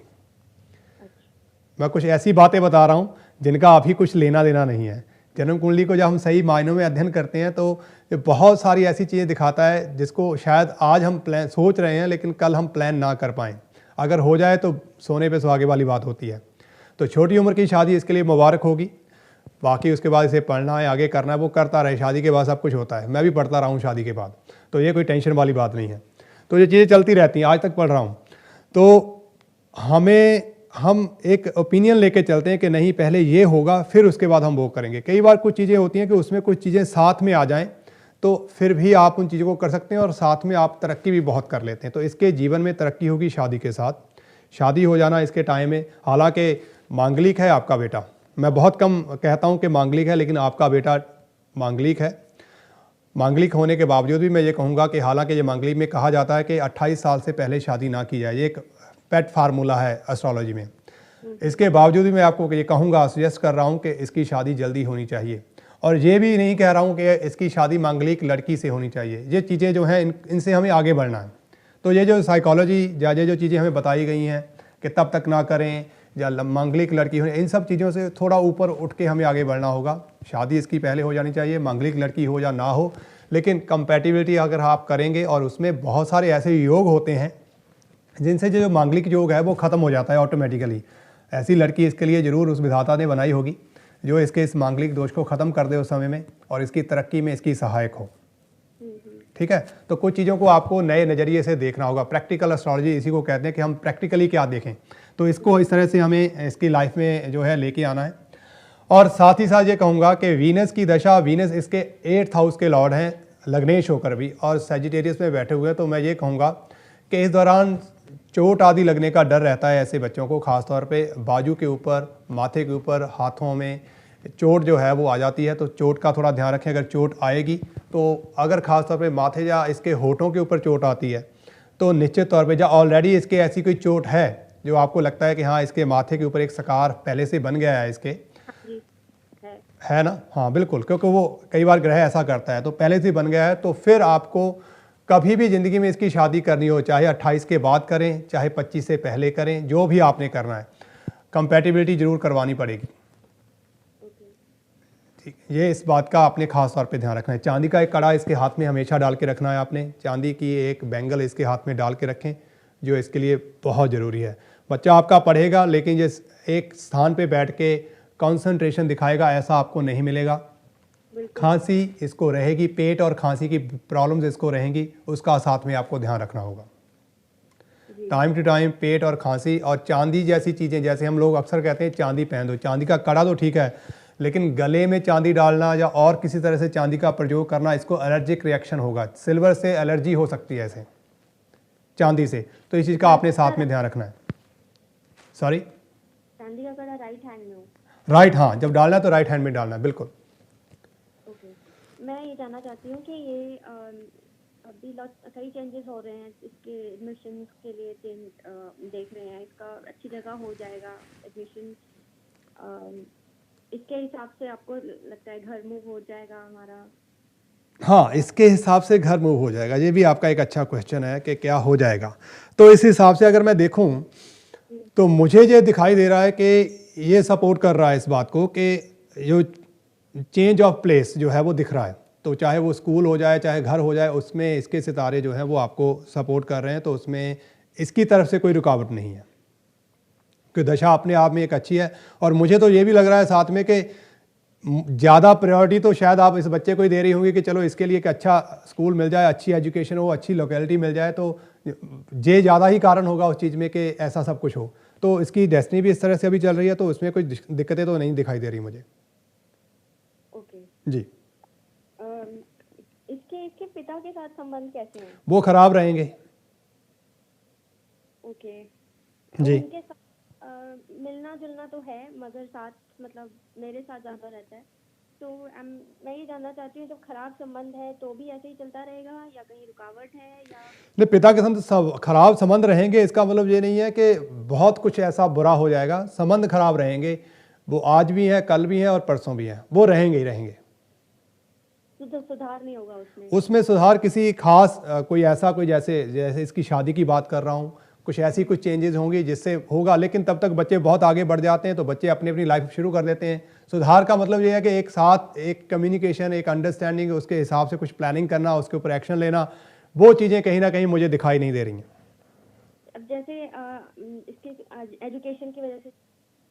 जी, एजुकेशन की वजह से क्या? संबंध ना अच्छे होने की वजह से और डिफरेंस ऑपिनियन हो जाता है और इस वजह से झगड़े भी हो सकते हैं, तो हो जाते हैं ज़्यादातर। तो मतलब आई वांट टू नो कि will be able to do everything peacefully? देखो, पीसफुली तो यही है, जैसे मैंने कहा कि ये पढ़ाई करेगा, पढ़ाई इसके जीवन में है, नो डाउट कि पढ़ाई नहीं है, बिल्कुल है। लेकिन अगर आप चाहें कि नहीं, अब ये बिल्कुल लाइक आप एक टेबल और चेयर आप दे दें और वहीं बैठा रहे और ये कुछ और ना करे, तो ऐसा ये नहीं कर पाएगा। तो थोड़ा अंडरस्टैंडिंग आपको बनानी पड़ेगी। अगर आप खुद को, आप ये ना सोचे कि बच्चा ही चेंज हो, खुद हमें भी तो चेंज होना पड़ेगा कि नहीं होना पड़ेगा? तो वहाँ पे अगर हमने भी उस रास्ते को सही दिशा में लिया तो फिर ये झगड़े खत्म होंगे। पर अनफॉर्चुनेटली जो कनेक्शन है वो यही दिखा रहा है कि ये बाप बेटे का ये वो 19-21 का जो आंकड़ा है वो चलता ही रहेगा। अच्छा। बिल्कुल। अब आगे की मैंने जैसे आपको बता दिया, काम के मामले में कुछ दिक्कतें हैं, बार बार होंगी, तो बाप कहेगा मैंने पहले तुझे पढ़ाने में दिक्कत थी, अब तेरे काम के लिए दिक्कत है, तो ऑलवेज जैसे कहते हैं ना, मौन करते रहना, कंप्लेन कर देना। तो बच्चा है, आज सुन रहा है, कल बड़ा हो जाएगा तो नहीं सुनेगा कि आप तो मुझे बचपन से ही ऐसा कर रहे हैं।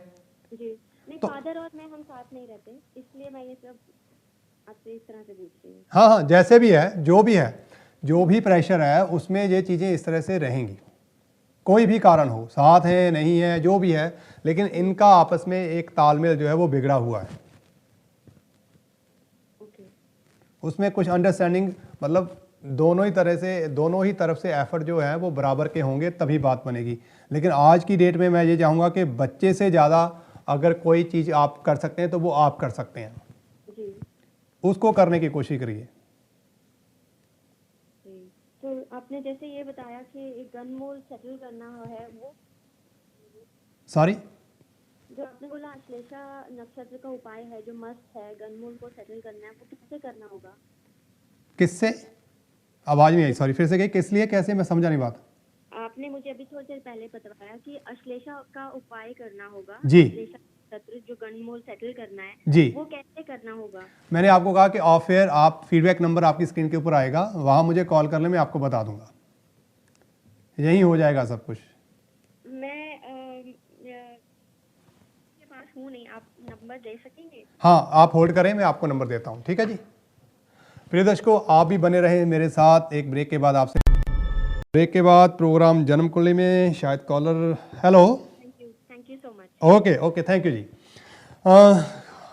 जी हाँ, हम बात कर रहे थे, कई बार चीज़ें कुछ ऐसी सुलझी हुई होती हैं, कैसी अनसुलझी होती हैं, और कई बार बहुत कुछ आसान होता है, कई बार कुछ ऐसा हो जाता है जिसमें समझ में नहीं आता, हर तरकीब, हर जुगाड़, हर तरह का साथ जो है वो छोटा पड़ने लगता है, तो ऐसी स्थितियाँ हो जाती हैं। खैर, जो भी है, जैसे भी है, हमें अपने जीवन में आगे बढ़ता रहना है, ये सबसे ज़रूरी बात है। हम बात कर रहे थे कि ग्रहों का प्रभाव किस तरह से हो, और ये शनि का जो ट्रांजिट हुआ है उसको हम किस तरह से लें। तो मैं यही कहूँगा कि टॉरस राशि के बारे में हमने बात की है।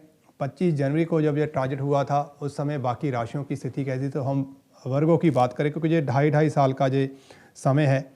इसकी बात करेंगे, उसके बाद हम 60 सदी के ऊपर भी चर्चा करेंगे। लेकिन इसके बहुत सारे वीडियोस आपको मिल जाएंगे यूट्यूब पे। आपको बस अनिल शर्मा आप डालेंगे, अनिल शर्मा एस्ट्रोलॉजी, तो आपको मिल जाएगा, कोई ऐसी बड़ी बात नहीं है।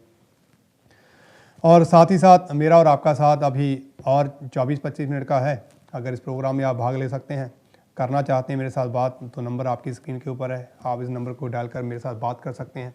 तो हल्के फुल्के माहौल में यूँ ही सहजता में हम बात करेंगे, चीज़ों को समझने की कोशिश करेंगे। कुछ प्रैक्टिकल होंगी, कुछ में हमें कुछ प्रिकॉशंस लेने होंगे, कुछ में कुछ उपाय करने होंगे, कुछ में कुछ हमें इंतज़ार करना होगा। बस इस तरह से हमारा जीवन जो है वो आगे बढ़ेगा। तो यही कोशिश हमें करती रहनी है।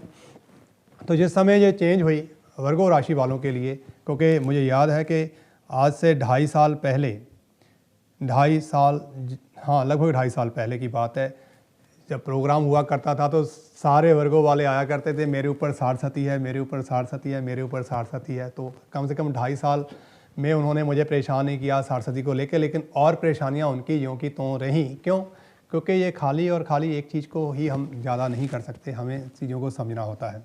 लेकिन अब मैं फिर से कहूँगा कि ये 2.5 साल का ढैया आपके घर, आपके सुख में आके इसने निवास कर लिया है। तो अब यहाँ पे आके आपके लिए एक नई मुश्किल या नई ऊंचाई कुछ भी हो सकती है। वो आपकी जन्म कुंडली के ऊपर डिपेंड करता है कैसी होगी। हम पहले देखें कि एक एक्सचेंज है वर्गो राशि वालों के लिए। एक्सचेंज क्या है कि सुख स्थान के कारक जो थे, जिस समय जो शनि का ट्रांजिट हुआ, वो थे जुपिटर, और जो आपकी राशि के लॉर्ड हैं वो है मरकरी। जुपिटर और मरकरी एक दूसरे की राशियों में एक्सचेंज करके बैठे हैं। तो ये एक अच्छा, मतलब आपका कंट्रोल जो है, सुख के प्रति आपकी जिज्ञासा जो है वो बहुत अच्छी बनी हुई दिखाई दे रही है।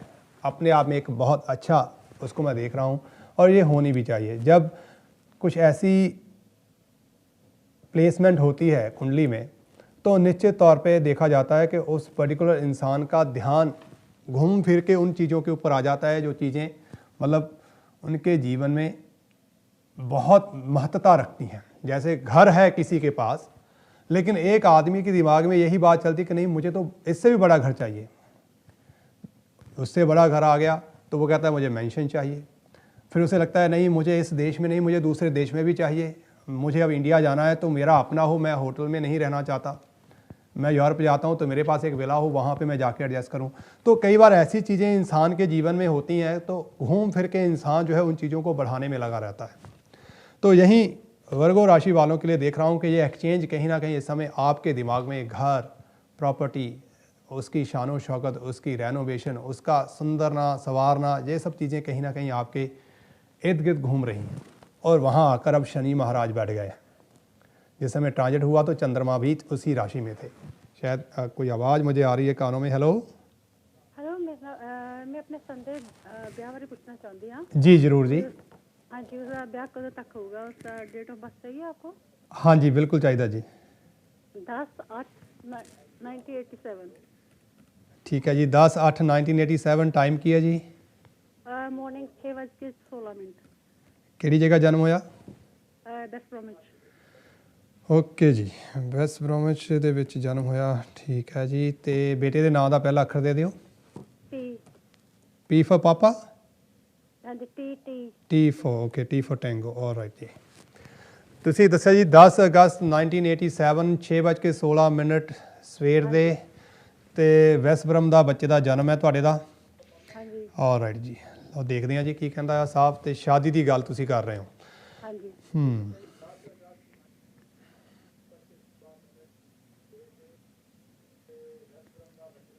ਦੋ ਤਿੰਨ ਚੀਜ਼ਾਂ ਤੁਸੀਂ ਨੋਟ ਕਰ ਲਓ, ਤੁਹਾਡੇ ਅੱਗੇ ਕੰਮ ਆਉਣਗੀਆਂ। ਤੁਹਾਡੇ ਬੱਚੇ ਦਾ ਜਿਹੜਾ ਲਗਨ ਹੈਗਾ ਆ ਉਹ ਕੈਂਸਰ ਆ, ਤੇ ਜਿਹੜੀ ਉਹਦੀ ਰਾਸ਼ੀ ਹੈਗੀ ਉਹ ਕੁੰਭ ਆ। ਸੋ ਚੰਦਰਮਾ ਜਿਹੜੇ ਆ, ਇਹਦੀ ਲਗਨੇਸ਼ ਜਿਹੜਾ ਆ ਉਹ ਕਮਜ਼ੋਰ ਹੋ ਕੇ ਬੈਠਾ ਆ 8ਵੇਂ ਘਰ ਦੇ ਵਿੱਚ। ਸੋ ਕਈ ਵਾਰੀ ਇਹ ਚੀਜ਼ਾਂ ਜਿਹੜੀਆਂ ਨੇ ਉਹ ਇਨਸਾਨ ਦੀ ਮਾਨਸਿਕਤਾ ਉੱਤੇ ਜਿਹੜਾ ਉਹ ਪ੍ਰਭਾਵ ਪਾਉਂਦੀਆਂ ਨੇ। ਕਈ ਵਾਰੀ ਬਹੁਤ ਸੌਫਟ ਹੁੰਦਾ ਤੇ ਕਈ ਵਾਰੀ ਇਹ ਗੁੱਸੇ ਨਾਲ ਭਰ ਜਾਂਦਾ ਵੀ ਨਹੀਂ ਤੁਸੀਂ ਮੇਰੇ ਨਾਲ ਹੁਣ ਗੱਲ ਹੀ ਨਾ ਕਰੋ। ਸੋ ਕਈ ਵਾਰੀ ਨੇਚਰ ਇਸ ਤਰ੍ਹਾਂ ਦੀ ਬੱਚੇ ਦੀ ਹੋਣ ਲੱਗ ਪੈਂਦੀ ਆ। ਪਰ ਜਿੱਥੋਂ ਤੱਕ ਹੁਣ ਸ਼ਾਦੀ ਦਾ ਮਾਮਲਾ ਆ ਉਹਦੇ ਵਿੱਚ ਸ਼ਨੀ ਦੇਖਦੇ ਆ ਜੀ ਸ਼ਨੀ ਕੀ ਕਹਿੰਦਾ ਆ। ਸ਼ਨੀ ਇਹਦੀ ਸ਼ਾਦੀ ਦੇ ਘਰ ਦਾ ਮਾਲਕ ਹੈ ਤੇ ਆਪਣੇ ਘਰ ਤੋਂ ਪਿੱਛੇ ਆ ਗਿਆ। ਜੁਪੀਟਰ ਦੀ ਦਿਸ਼ਾ ਚੱਲ ਰਹੀ ਹੈ, ਉਹ ਵੀ ਪਿੱਛੇ ਚੱਲ ਰਹੀ ਹੈ। ਸੋ ਮੈਂ ਤੁਹਾਨੂੰ ਇਹੀ ਐਡਵਾਈਸ ਕਰ ਸਕਦਾ ਜੀ ਇਸ ਵੇਲੇ ਜੇ ਸ਼ਾਦੀ ਵਾਸਤੇ ਹਲੇ ਤੁਸੀਂ ਥੋੜਾ ਇੰਤਜ਼ਾਰ ਕਰੋ ਤਾਂ ਚੰਗੀ ਗੱਲ ਹੈ। ਇੰਤਜ਼ਾਰ ਕਰਦੇ ਆਏ ਹੋ, ਥੋੜਾ ਹੋਰ ਇੰਤਜ਼ਾਰ ਕੀਤਾ ਜਾਵੇ ਕਿਉਂਕਿ ਆਹ ਜਿਹੜਾ ਟਾਈਮ ਹੈ ਉਹ ਇਹ ਕਹਿ ਰਿਹਾ ਕਿ ਸ਼ਾਦੀ ਘੱਟ, ਉਹਦੇ ਵਿੱਚ ਧੋਖਾ ਜ਼ਿਆਦਾ ਹੋਏਗਾ। ਟੈਲੀਵਿਜ਼ਨ ਦੀ ਆਵਾਜ਼ ਬੰਦ ਕਰ ਦਿਓ ਕਿਉਂਕਿ ਮੈਨੂੰ ਮੇਰੀ ਆਵਾਜ਼ ਆ ਰਹੀ ਹੈ ਤੇ ਤੁਸੀਂ ਟੈਲੀਵਿਜ਼ਨ ਨਾ ਦੇਖੋ, ਤੁਸੀਂ ਫੋਨ ਦੇ ਉੱਤੇ ਧਿਆਨ ਦਿਓ ਪਲੀਜ਼। ਹੈਲੋ, ਹਾਂਜੀ ਹਾਂਜੀ ਹਾਂਜੀ, ਟੈਲੀਵਿਜ਼ਨ ਦੀ ਆਵਾਜ਼ ਤੁਸੀਂ ਬੰਦ ਕਰ ਦਿਓ ਤੇ ਫੋਨ ਤੇ ਪਲੀਜ਼ ਸੁਣੋ ਤੇ ਇਹਨੂੰ ਪੌਜ਼ ਤੇ ਲਾ ਲਓ, ਤੁਸੀਂ ਬਾਅਦ ਸੁਣ ਸਕਦੇ ਹੋ ਕਿਉਂਕਿ ਰਿਕਾਰਡਿੰਗ ਹੁੰਦੀ ਰਹਿੰਦੀ ਹੈ ਤੇ ਤੁਸੀਂ ਸੁਣ ਸਕਦੇ ਹੋ ਬਾਅਦ 'ਚ। ਹਾਂਜੀ ਹਾਂਜੀ ਮੈਂ ਤੁਹਾਨੂੰ ਇਹ ਕਹਿ ਰਿਹਾ ਕਿ ਸ਼ਾਦੀ ਦਾ ਇੰਤਜ਼ਾਰ ਕਰਨ ਦੇ ਵਿੱਚ ਤੁਹਾਨੂੰ ਫਾਇਦਾ ਆ ਇਸ ਵੇਲੇ ਸ਼ਾਦੀ ਘੱਟ, ਧੋਖਾ ਜ਼ਿਆਦਾ। ਮਤਲਬ ਤੁਹਾਨੂੰ ਅਗਰ ਕੋਈ ਸੰਗੀ ਸਾਥੀ ਕੋਈ ਦੱਸਦਾ ਪੁੱਛਦਾ ਆ, ਕੋਈ ਪਰਿਵਾਰਕ ਮੈਂਬਰ ਤੁਹਾਡੇ ਅੱਗੇ ਹੋ ਕੇ ਰਿਸ਼ਤਾ ਕਰਾਉਂਦਾ ਵੀ ਆ, ਜਾਂ ਇਹ ਲੜਕਾ ਆਪ ਕੋਈ ਲੜਕੀ ਪਸੰਦ ਕਰਦਾ ਆ ਤਾਂ ਉਹਦੇ ਵਿੱਚ ਜਿਹੜੀ ਮੈਜੋਰਟੀ ਉਹਦੀ ਸਕਸੈਸ ਆ ਉਹ ਘੱਟ ਆ ਤੇ ਉਹਦੇ ਵਿੱਚ ਬਾਅਦ ਵਿੱਚ ਤੁਹਾਨੂੰ ਕਈ ਤਰ੍ਹਾਂ ਦੇ ਧੋਖੇ ਫਰੇਬ ਨਜ਼ਰ ਆਉਣਗੇ। ਸੋ ਇਹ ਟਾਈਮ ਜਿਹੜਾ ਆ ਉਹ ਇਹਦੀ ਸ਼ਾਦੀ ਵਾਸਤੇ ਬਿਲਕੁਲ ਵੀ ਜਿਹਨੂੰ ਆਪਾਂ ਕਹੀਏ ਉਹ ਠੀਕ ਨਹੀਂ ਹੈਗਾ। ਸੋ ਤੁਹਾਨੂੰ ਇਹ ਵਿਚਾਰ ਫਿਲਹਾਲ ਤਿਆਗ ਦੇਣਾ ਚਾਹੀਦਾ ਕਿ ਇਹਦੀ ਸ਼ਾਦੀ ਕਰਨੀ ਚਾਹੀਦੀ ਆ। ਹਾਲਾਂਕਿ ਇਹ ਵਿਚਾਰ ਤਿਆਗਿਆ ਨਹੀਂ ਜਾ ਸਕਦਾ, ਪਰ ਸਕਸੈਸ ਨਹੀਂ ਉਹਦੀ ਹੈਗੀ। ਜਿਹੜੀ ਸਕਸੈਸ ਨਹੀਂ ਹੈਗੀ ਇਹ ਸਭ ਤੋਂ ਵੱਡੀ ਚੀਜ਼ ਹੈਗੀ ਆਪਣੇ ਵਾਸਤੇ ਪਰੇਸ਼ਾਨੀ ਲਈ। ਔਰ ਇਹਦੇ ਵਾਸਤੇ ਜਿਹੜਾ ਤੁਹਾਨੂੰ ਘੱਟੋ ਘੱਟ ਜਿਹੜਾ ਇੰਤਜ਼ਾਰ ਹੈ, ਕਾਫੀ ਲੰਬਾ ਇੰਤਜ਼ਾਰ ਤੁਹਾਨੂੰ ਕਰਨਾ ਪੈ ਸਕਦਾ, ਕਾਫੀ ਲੰਬਾ ਇੰਤਜ਼ਾਰ ਕਰਨਾ ਪੈ ਸਕਦਾ ਕਿਉਂਕਿ ਗ੍ਰਹਿਾਂ ਦੀ ਜਿਹੜੀ ਚਾਲ ਹੈ ਉਹ ਮੈਂ ਆਉਣ ਵਾਲੇ ਟਾਈਮ 'ਚ ਵੀ ਹੱਲੇ ਕਿਤੇ ਕੋਈ ਬਹੁਤ ਵਧੀਆ ਨਹੀਂ ਦੇਖ ਰਿਹਾ। ਸੋ ਪੇਸ਼ੈਂਸ ਰੱਖੋ ਕਿਉਂਕਿ ਇਹਦੀ ਆਪਣੀ ਜਿਹੜੀ ਸਥਿਤੀ ਆ ਉਹ ਵੀ ਹੱਲੇ ਇੰਨੀ ਮਜ਼ਬੂਤ ਨਹੀਂ ਹੈਗੀ। ਚਾਹੇ ਬੱਚਾ ਆਪਾਂ ਏਜ ਦੇ ਹਿਸਾਬ ਨਾਲ ਕਹਿੰਦੇ ਆ ਵੀ ਠੀਕ ਹੈ, ਪਰ ਹੱਲੇ ਜਿਹੜੀ ਇੱਕ ਹੁੰਦੀ ਨਾ ਪਰਿਵਾਰਿਕ ਰਿਸਪੌਂਸਿਬਿਲਿਟੀ ਜਿਹੜੀ ਮੈਚਿਓਰਿਟੀ ਹੁੰਦੀ ਆ, ਮੈਨੂੰ ਉਹਦੇ ਵਿੱਚ ਲੱਗਦਾ ਕਿ ਹੱਲੇ ਹੋਰ ਕਈ ਗੱਲਾਂ ਨੂੰ ਸਿੱਖਣਾ ਪੈਣਾ ਆ ਫੇਰ ਹੀ ਜਾ ਕੇ। ਨਹੀਂ ਤਾਂ ਕਿਉਂਕਿ ਸੂਰਜ ਦੇ ਨਾਲ ਸ਼ੁੱਕਰ ਦੇ ਨਾਲ ਮੰਗਲ ਦੇ ਨਾਲ ਬੁੱਧ, ਇਹਦੀ ਕੁੰਡਲੀ ਵਿੱਚ 4 ਗ੍ਰਹਿ ਜਿਹੜੇ ਨੇ ਉਹ ਇੱਕ ਦੂਜੇ ਦੇ ਉੱਪਰ ਅਧਿਕਾਰ ਕਰਨ ਵਾਲੇ ਨੇ। ਜਦੋਂ ਬਹੁਤੇ ਗ੍ਰਹਿ ਇਕੱਠੇ ਲਗਨ ਕੁੰਡਲੀ ਦੇ ਵਿੱਚ ਹੋ ਜਾਣ ਤੇ ਆਦਮੀ, ਇਨਸਾਨ, ਔਰਤ ਕੋਈ ਵੀ ਹੈ, ਉਹਦੇ ਕੋਲ ਇੱਕ ਪੱਕਾ ਵਿਚਾਰ ਨਹੀਂ ਹੁੰਦਾ। ਉਹ ਬਾਰ-ਬਾਰ ਆਪਣੇ ਵਿਚਾਰਾਂ ਦੇ ਉੱਤੇ ਬਦਲਾਅ ਲੈ ਕੇ ਆਉਂਦਾ ਹੈ, ਜਿਹਦੇ ਕਰਕੇ ਉਹਦੇ ਜੀਵਨ ਦੇ ਵਿੱਚ ਮੁਸ਼ਕਲਾਂ ਆਪਣੇ ਆਪ ਚੱਲ ਕੇ, ਕਈ ਵਾਰੀ ਤਾਂ ਉਹ ਖੁਦ ਹੀ ਕਾਰਨ ਹੁੰਦਾ ਉਹਨਾਂ ਮੁਸ਼ਕਲਾਂ ਦਾ। ਸੋ ਮੈਂ ਇਹ ਚਾਹੂੰਗਾ ਕਿ ਗ੍ਰਹਿਸਥ ਸ਼ੁਰੂ ਕਰਨਾ ਆ ਆਪਾਂ, ਅੱਗੇ ਪਰਿਵਾਰ ਨੂੰ ਜੋੜਨਾ ਆ, ਹੋਰ ਰਿਸ਼ਤੇਦਾਰੀਆਂ ਜੋੜਨੀਆਂ ਆ। ਇਹ ਨਾ ਹੋਵੇ ਕੱਲ੍ਹ ਨੂੰ ਰਿਸ਼ਤੇਦਾਰੀਆਂ ਜਿਹੜੀਆਂ 4 ਜੁੜੀਆਂ ਹੋਈਆਂ ਪਹਿਲਾਂ ਹੀ ਹੈਗੀਆਂ, ਉਹਨਾਂ 'ਚੋਂ ਆਪਾਂ 2 ਹੋਰ ਖਰਾਬ ਕਰ ਲਈਏ। ਸੋ ਪੇਸ਼ੈਂਸ ਰੱਖੋ, ਸਮਾਂ ਹੱਲੇ ਸ਼ਾਦੀ ਦਾ ਜਿਹੜਾ ਹੈ ਉਹਦੇ ਵਾਸਤੇ ਨਹੀਂ ਹੈਗਾ। ਦੇਖੋ ਟਾਈਮ ਦੀ ਗੱਲ ਆ ਕਿ ਐਵਰੀ ਮੂਮੈਂਟ, ਹਰ ਸੈਕਿੰਡ ਦੇ ਵਿੱਚ ਡੈਸਟਨੀ ਚੇਂਜ ਹੁੰਦੀ ਆ, ਪਰ ਜਿਹੜਾ ਮੇਰੇ ਕੋਲ ਇੱਥੇ ਆ ਰਿਹਾ ਆ ਉਹਦੇ ਵਿੱਚ ਮੈਂ ਕਹੂੰਗਾ ਕਿ ਤੁਹਾਡਾ ਜਿਹੜਾ ਫਿਲਹਾਲ ਟਾਈਮ ਹੈਗਾ ਆ ਉਹ ਐਂਡ ਆਫ ਦਾ ਈਅਰ, ਜਿੱਦਾਂ ਕਹਿ ਲਓ ਕਿ ਤੁਸੀਂ ਐਂਡ ਆਫ 2017 ਤੱਕ ਹਲੇ ਕੋਈ ਵੀ ਆਪਸ਼ਨ ਮੈਨੂੰ ਨਜ਼ਰ ਨਹੀਂ ਆ ਰਿਹਾ ਜਿਹਦੇ ਵਿੱਚ ਤੁਹਾਡੇ ਲਈ ਸ਼ਾਦੀ ਦਾ ਕੋਈ ਵੀ ਸਮਾਗਮ ਜਿਹੜਾ ਕਰਨਾ ਆ, ਕੋਈ ਗੱਲਬਾਤ ਪੱਕੀ ਕਰਨੀ ਆ, ਕੋਈ ਮੰਗਣੀ ਕਰਨੀ ਆ, ਉਹਦੇ ਵਾਸਤੇ ਠੀਕ ਹੈ। ਲੜਕੀ ਜੇ ਦੇਖਣੀ ਉਹ ਦੇਖ ਸਕਦੇ ਜਾਂ ਨਹੀਂ? ਦੇਖੋਗੇ ਤਾਂ ਮੈਂ ਦੱਸਿਆ ਵੀ ਧੋਖਾ ਹੋਊਗਾ। ਦੇਖ ਲਓ, ਲੜਕੀ ਦੇਖਣ ਨੂੰ ਕੀ ਇਤਰਾਜ਼ ਹੈ? ਬੰਦੇ ਚੰਗੇ ਹੋਣੇ ਨੇ, ਪਰ ਇਹਦੀ ਆਪਣੀ ਡੈਸਟਨੀ ਵਿੱਚ ਕੁਛ ਇਦਾਂ ਦਾ ਲੱਗਿਆ ਹੋਇਆ ਕਿ ਜਿਹਦੇ ਵਿੱਚ ਤੁਸੀਂ ਬਾਅਦ 'ਚ ਕਹਿਣਾ ਅਸੀਂ ਠੱਗੇ ਗਏ। ਇਹ ਆਪਾਂ ਆਮ ਕਹਿੰਦੇ ਹਾਂ ਆਪਣੇ ਘਰਾਂ ਦੇ ਵਿੱਚ, ਆਪਾਂ ਆਲੇ ਦੁਆਲੇ ਦੇਖਦੇ ਹਾਂ, ਲੋਕ ਬਾਅਦ ਵਿੱਚ ਜਦੋਂ ਇਹ ਚੀਜ਼ਾਂ ਹੋ ਜਾਂਦੀਆਂ ਫੇਰ ਕਹਿੰਦੇ ਆ ਕਿ ਸਾਨੂੰ ਨਹੀਂ ਸੀ ਪਤਾ ਇਹ ਹੋ ਗਿਆ। ਔਰ ਮੈਂ ਤੁਹਾਨੂੰ ਹੁਣ ਇਹ ਗੱਲ ਕਹਿ ਰਿਹਾ ਸਾਹਮਣੇ ਤੋਂ ਕਿ ਤੁਹਾਡੀ ਡੈਸਟਨੀ ਦੇ ਵਿੱਚ ਆਪਾਂ ਕਿਸੇ ਨੂੰ ਨਹੀਂ ਮਾੜਾ ਕਹਿ ਸਕਦੇ। ਉਹ ਹਰ ਇਨਸਾਨ ਚੰਗਾ ਰੱਬ ਨੇ ਬਣਾਇਆ, ਹਰ ਇਨਸਾਨ ਦੇ ਵਿੱਚ ਰੱਬ ਵਸਦਾ, ਪਰ ਸਾਡੀ ਆਪਣੀ ਚਾਲ ਦੇ ਵਿੱਚ ਕਿਤੇ ਕੋਈ ਕਮੀ ਆ ਜਿਹਦੇ ਵਿੱਚ ਅੱਛਾ ਵੀ ਇਨਸਾਨ ਬੁਰਾ ਹੋ ਸਕਦਾ ਆ। ਕਮੀਆਂ ਸਾਡੇ 'ਚ ਹੋਣਗੀਆਂ ਪਰ ਬੁਰਾਈ ਅਸੀਂ ਕਿਸੇ ਦੂਸਰੇ ਨੂੰ ਦੇਵਾਂਗੇ।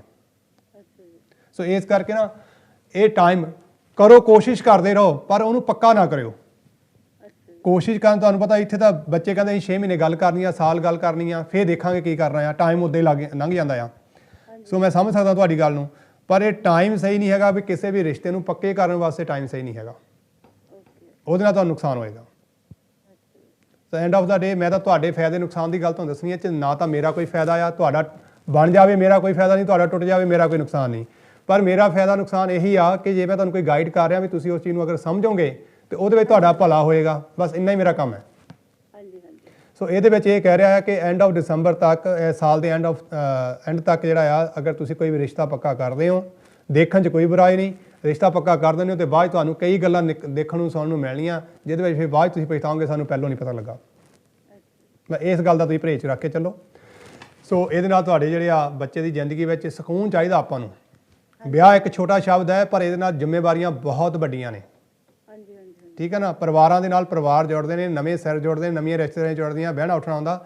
ਫਿਰ ਉਹ ਚੰਗਾ ਨਹੀਂ ਕਿ ਆਪਾਂ ਕਿਸ ਨੂੰ ਚੰਗਾ ਮਾੜਾ ਕਹੀਏ ਬਾਅਦ ਵਿੱਚ। ਨਹੀਂ ਠੀਕ ਹੈ। ਹਾਂਜੀ ਠੀਕ ਹੈ ਨਾ। ਸੋ ਇਸ ਜੀ ਬੱਚਾ ਚਾਹੁੰਦਾ ਵਿਆਹ ਕਰਨਾ ਪਰ ਫਿਰ ਪ੍ਰੋਬਲਮ ਹੁੰਦੀ ਹੈ, ਟੈਨਸ਼ਨ ਪਤਾ ਨਹੀਂ। ਆਪਾਂ ਦੇਖੋ ਤੁਸੀਂ ਰੋਕਦੇ ਹੋ ਬੱਚੇ ਨੂੰ, ਤੁਸੀਂ ਵੀ ਟਰਾਈ ਕਰਦੇ ਹੋ, ਬੱਚਾ ਵੀ ਟਰਾਈ ਕਰ ਰਿਹਾ, ਆਪਾਂ ਟਰਾਈ ਕਰ ਰਹੇ ਨਾ ਸਾਰੇ ਵੀ ਚਲੋ ਕਿਤੇ ਗੱਲ ਬਣ ਜਾਵੇ। ਇੱਕ ਤਾਂ ਇਹ ਕਿ ਸਮਾਂ ਹੈ ਨਹੀਂ, ਉਹ ਸਮਾਂ ਹੈ ਨਹੀਂ, ਉਹ ਤੇ ਜੇ ਸਮਾਂ ਸਬੱਬ ਨਾਲ ਬਣ ਜਾਂਦਾ ਆ, ਬੜਾ ਮੁਸ਼ਕਲ ਹੈ ਬਣੂਗਾ, ਸਬੱਬ ਨਾਲ ਬਣ ਜਾਂਦਾ ਆ ਤਾਂ ਉਹਦੇ ਵਿੱਚ ਉਹ ਕਾਮਯਾਬ ਨਹੀਂ ਹੋ ਰਿਹਾ, ਫਿਰ ਆਪਾਂ ਉਹ ਕੀ ਉਹਦਾ ਨਤੀਜਾ ਕੀ ਮਿਲਿਆ ਆਪਾਂ ਨੂੰ? ਕੁਝ ਵੀ ਨਹੀਂ। ਤੁਹਾਨੂੰ ਉਹ ਵਿਆਹ ਕਰਨੇ ਸਿਖਾ ਲਿਆ, ਪੈਸੇ ਬਹੁਤ ਲੱਗਦੇ ਵਿਆਹ ਕਰਨ 'ਚ, ਬਹੁਤ ਪੈਸੇ ਲੱਗਦੇ ਆ, ਫਿਰ ਆਪਾਂ ਪੈਸੇ ਵੀ ਲਾਵਾਂਗੇ, ਖੱਜਲ ਖੁਆਰੀ ਵੀ ਹੋਊਗੀ, ਚੰਗੇ ਮਾੜੇ ਵੀ ਕਹਾਵਾਂਗੇ, ਉਹਨਾਂ ਨੇ ਕਹਿਣਾ ਇਹ ਮਾੜੇ ਆ, ਆਪਾਂ ਕਹਿਣਾ ਉਹ ਮਾੜੇ ਆ, ਇਹੀ ਗੱਲਾਂ ਹੋਣੀਆਂ ਬਾਅਦ 'ਚ। ਸੋ ਉਹਦੇ ਨਾਲ ਜੇ ਇੰਤਜ਼ਾਰ ਕੀਤਾ ਜਾਵੇ ਤਾਂ ਚੰਗੀ ਗੱਲ ਹੈ। ਓਕੇ ਜੀ। ठीक है जी, ओके जी, शुक्रिया जी।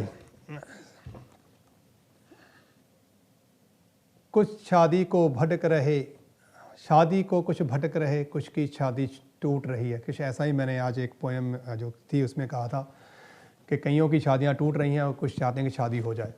यही अंक बदल रहे हैं, साल बदल रहे हैं, उम्र बढ़ रही है, लेकिन हमारी जो ज़रूरतें हैं वो वैसी की वैसी बनी हुई हैं। अब इस बच्चे की कुंडली में कुछ दिक्कतें ऐसी बन गई हैं जिसमें ये कह पाना कि हाँ ये हो जाएगा, ये तो बिल्कुल वैसा ही है कि इनको मैं सामने से देखकर भी एक गलत राय दूं तो जो कि अच्छी नहीं है। अच्छा इनके लिए यही होगा कि थोड़ा सा इंतज़ार करें तो उसके अच्छे फल इनको मिलेंगे, इसमें कोई भी दो राय नहीं है।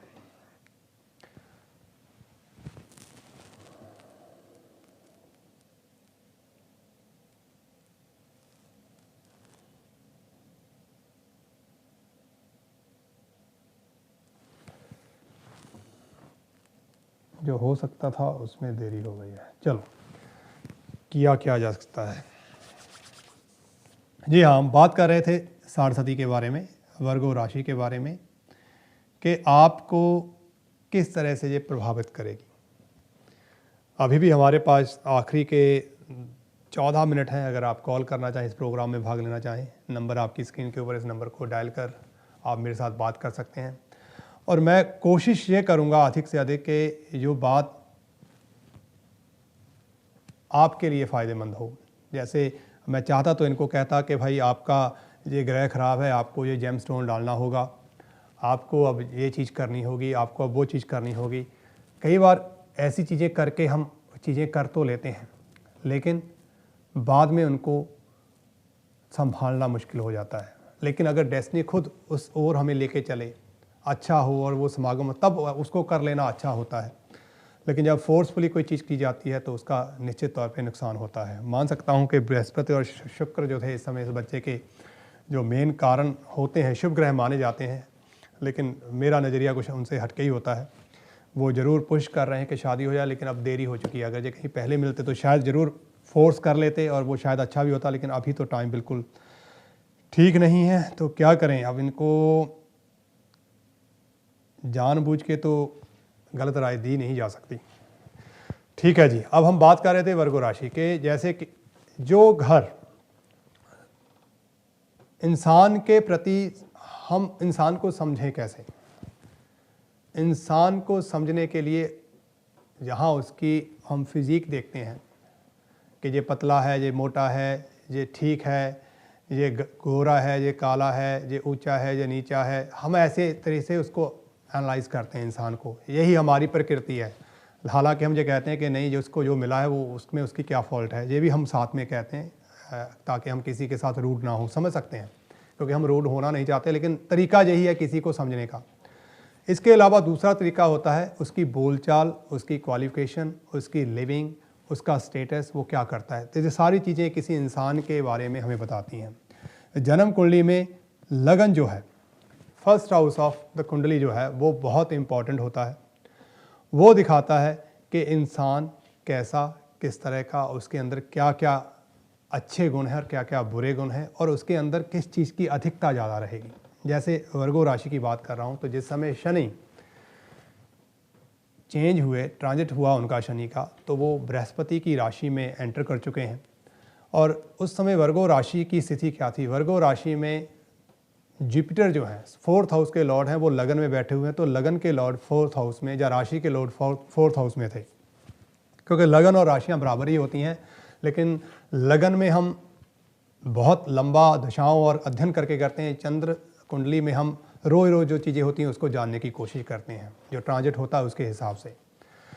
तो अब हम ट्रांजिट की बात करें तो ये मान लें कि राशिपति और चौथे घर का जो लॉर्ड है वो आपस में एक्सचेंज करके बैठे हुए हैं, और वहीं शनि का ट्रांजिट जो है चौथे घर के लॉर्ड जो लगन में राशि में बैठा हुआ उसके घर में हुआ। तो ये दिखाता है कि ये इंसानों की जो घूम फिर के जो भी सारा कुछ है वो घर से जुड़ा हुआ है। घर, गाड़ी, घर का सुख, ये परिवार, क्योंकि सुख सबसे बड़ी बात है ये कि ये सुख का कारण है और ये खुशी का घर है। सच्चाई है कि ये घर जो है वो खुशी का घर है। गमी का घर भी होता है, 8th हाउस गमी का घर माना जाता है। ये खुशी का घर है। 12th हाउस गमी का घर माना जाता है, लेकिन उसमें कुछ खुशियाँ भी छुपी रहती हैं। लेकिन यहाँ पे खुशियाँ ही खुशियाँ हैं, खुशियाँ ही खुशियाँ हैं।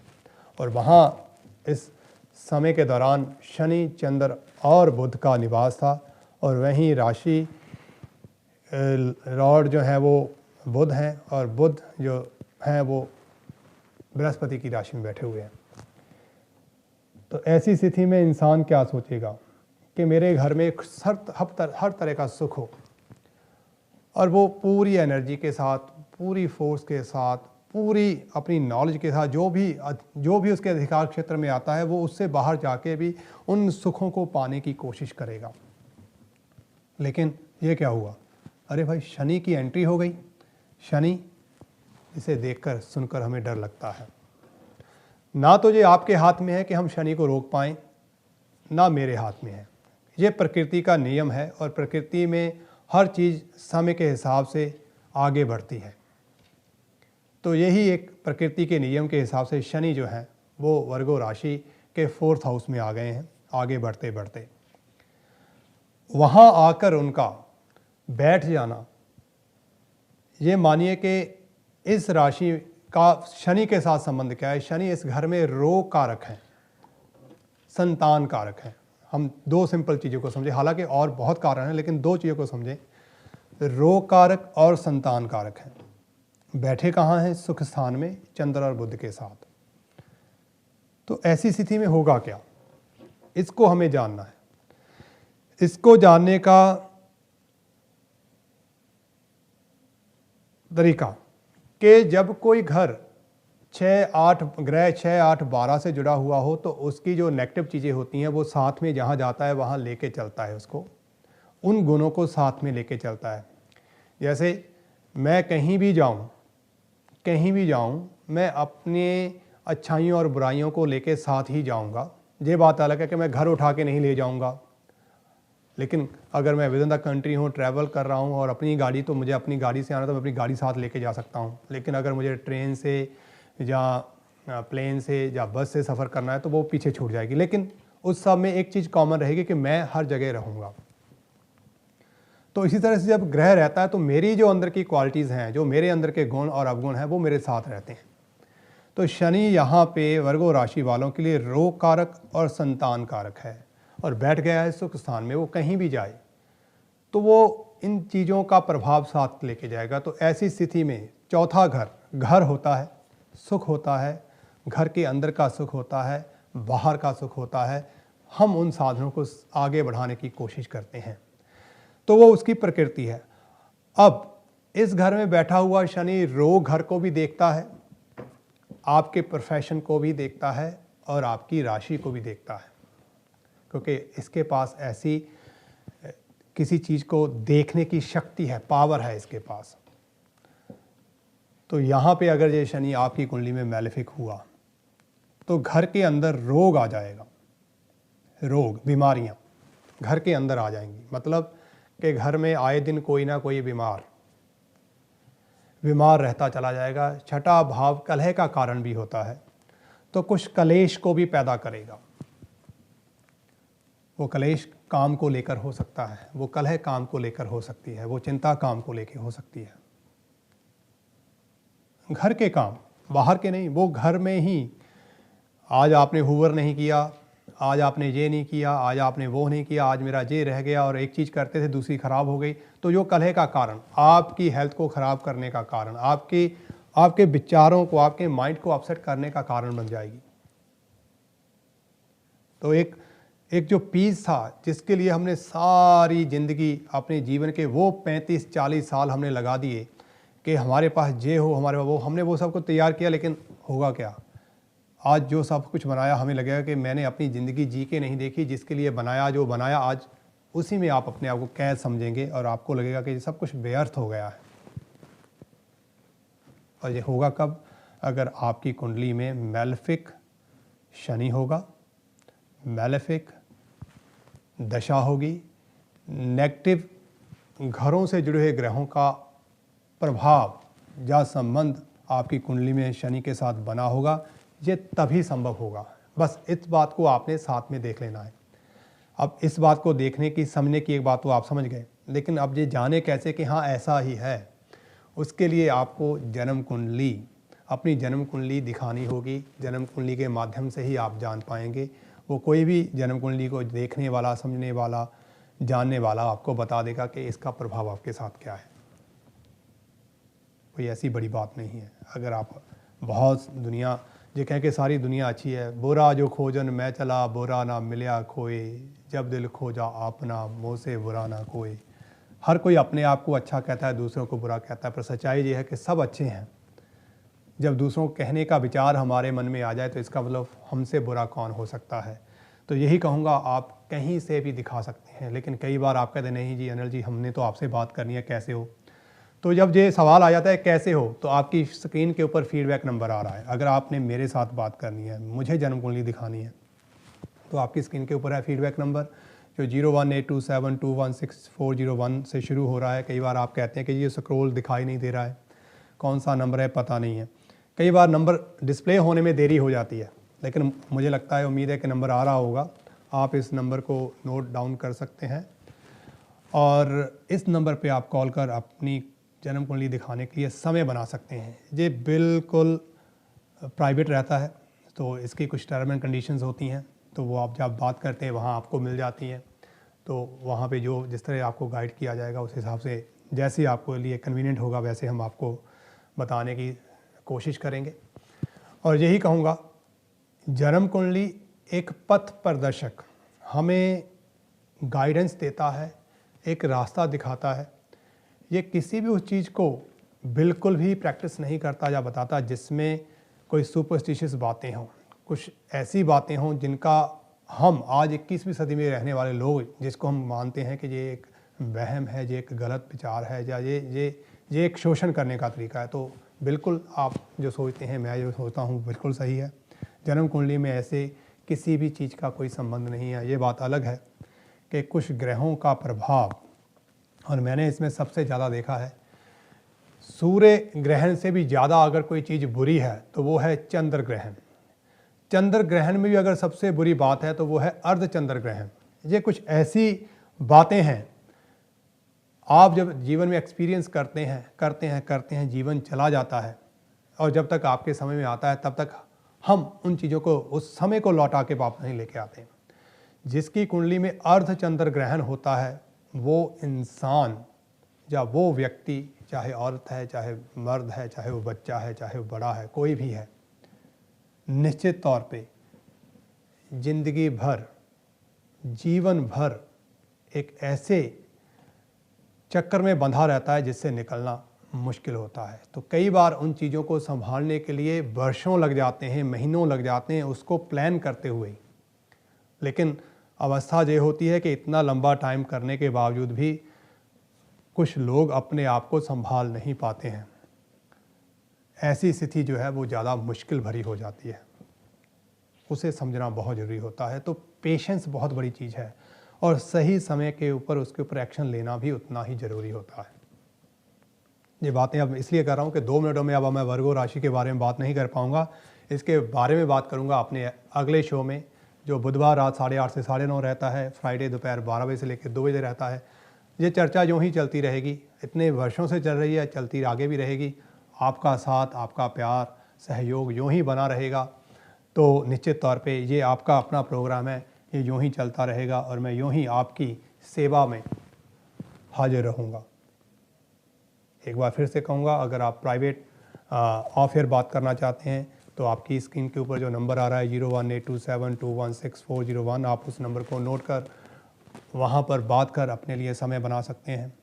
वहाँ पर आपका कोई सवाल है, आप उसके बारे में कन्फ्यूज़न है तो वहाँ आप कांटेक्ट करें। जो भी प्रोसीजर है आपको वहाँ से मिलेगा, हम आगे बात करेंगे उसके ऊपर। जो भी होगा फ़ेस टू फेस मिल सकते हैं, बात हो जाएगी। आजकल बहुत सारे हैं कि जी हम तो दूर बैठे हैं, आप स्काइप पे बात कर सकते हैं, फेस टाइम हो सकता है जी, जो भी आप जैसे भी आपको लगता है वैसे हो सकता है, कोई इतनी बड़ी बात नहीं है। बस सही दिशा हमें मिल जाए ये ज़रूरी है। मुझे भी, आपको भी, हम सभी को, हम सभी एक दौड़ में हैं और हम चाहते हैं कि हमें एक अच्छी डायरेक्शन मिल जाए। इसी आशा के साथ कि आज का प्रोग्राम आपको पसंद लगा होगा। आपसे इजाज़त लूँगा।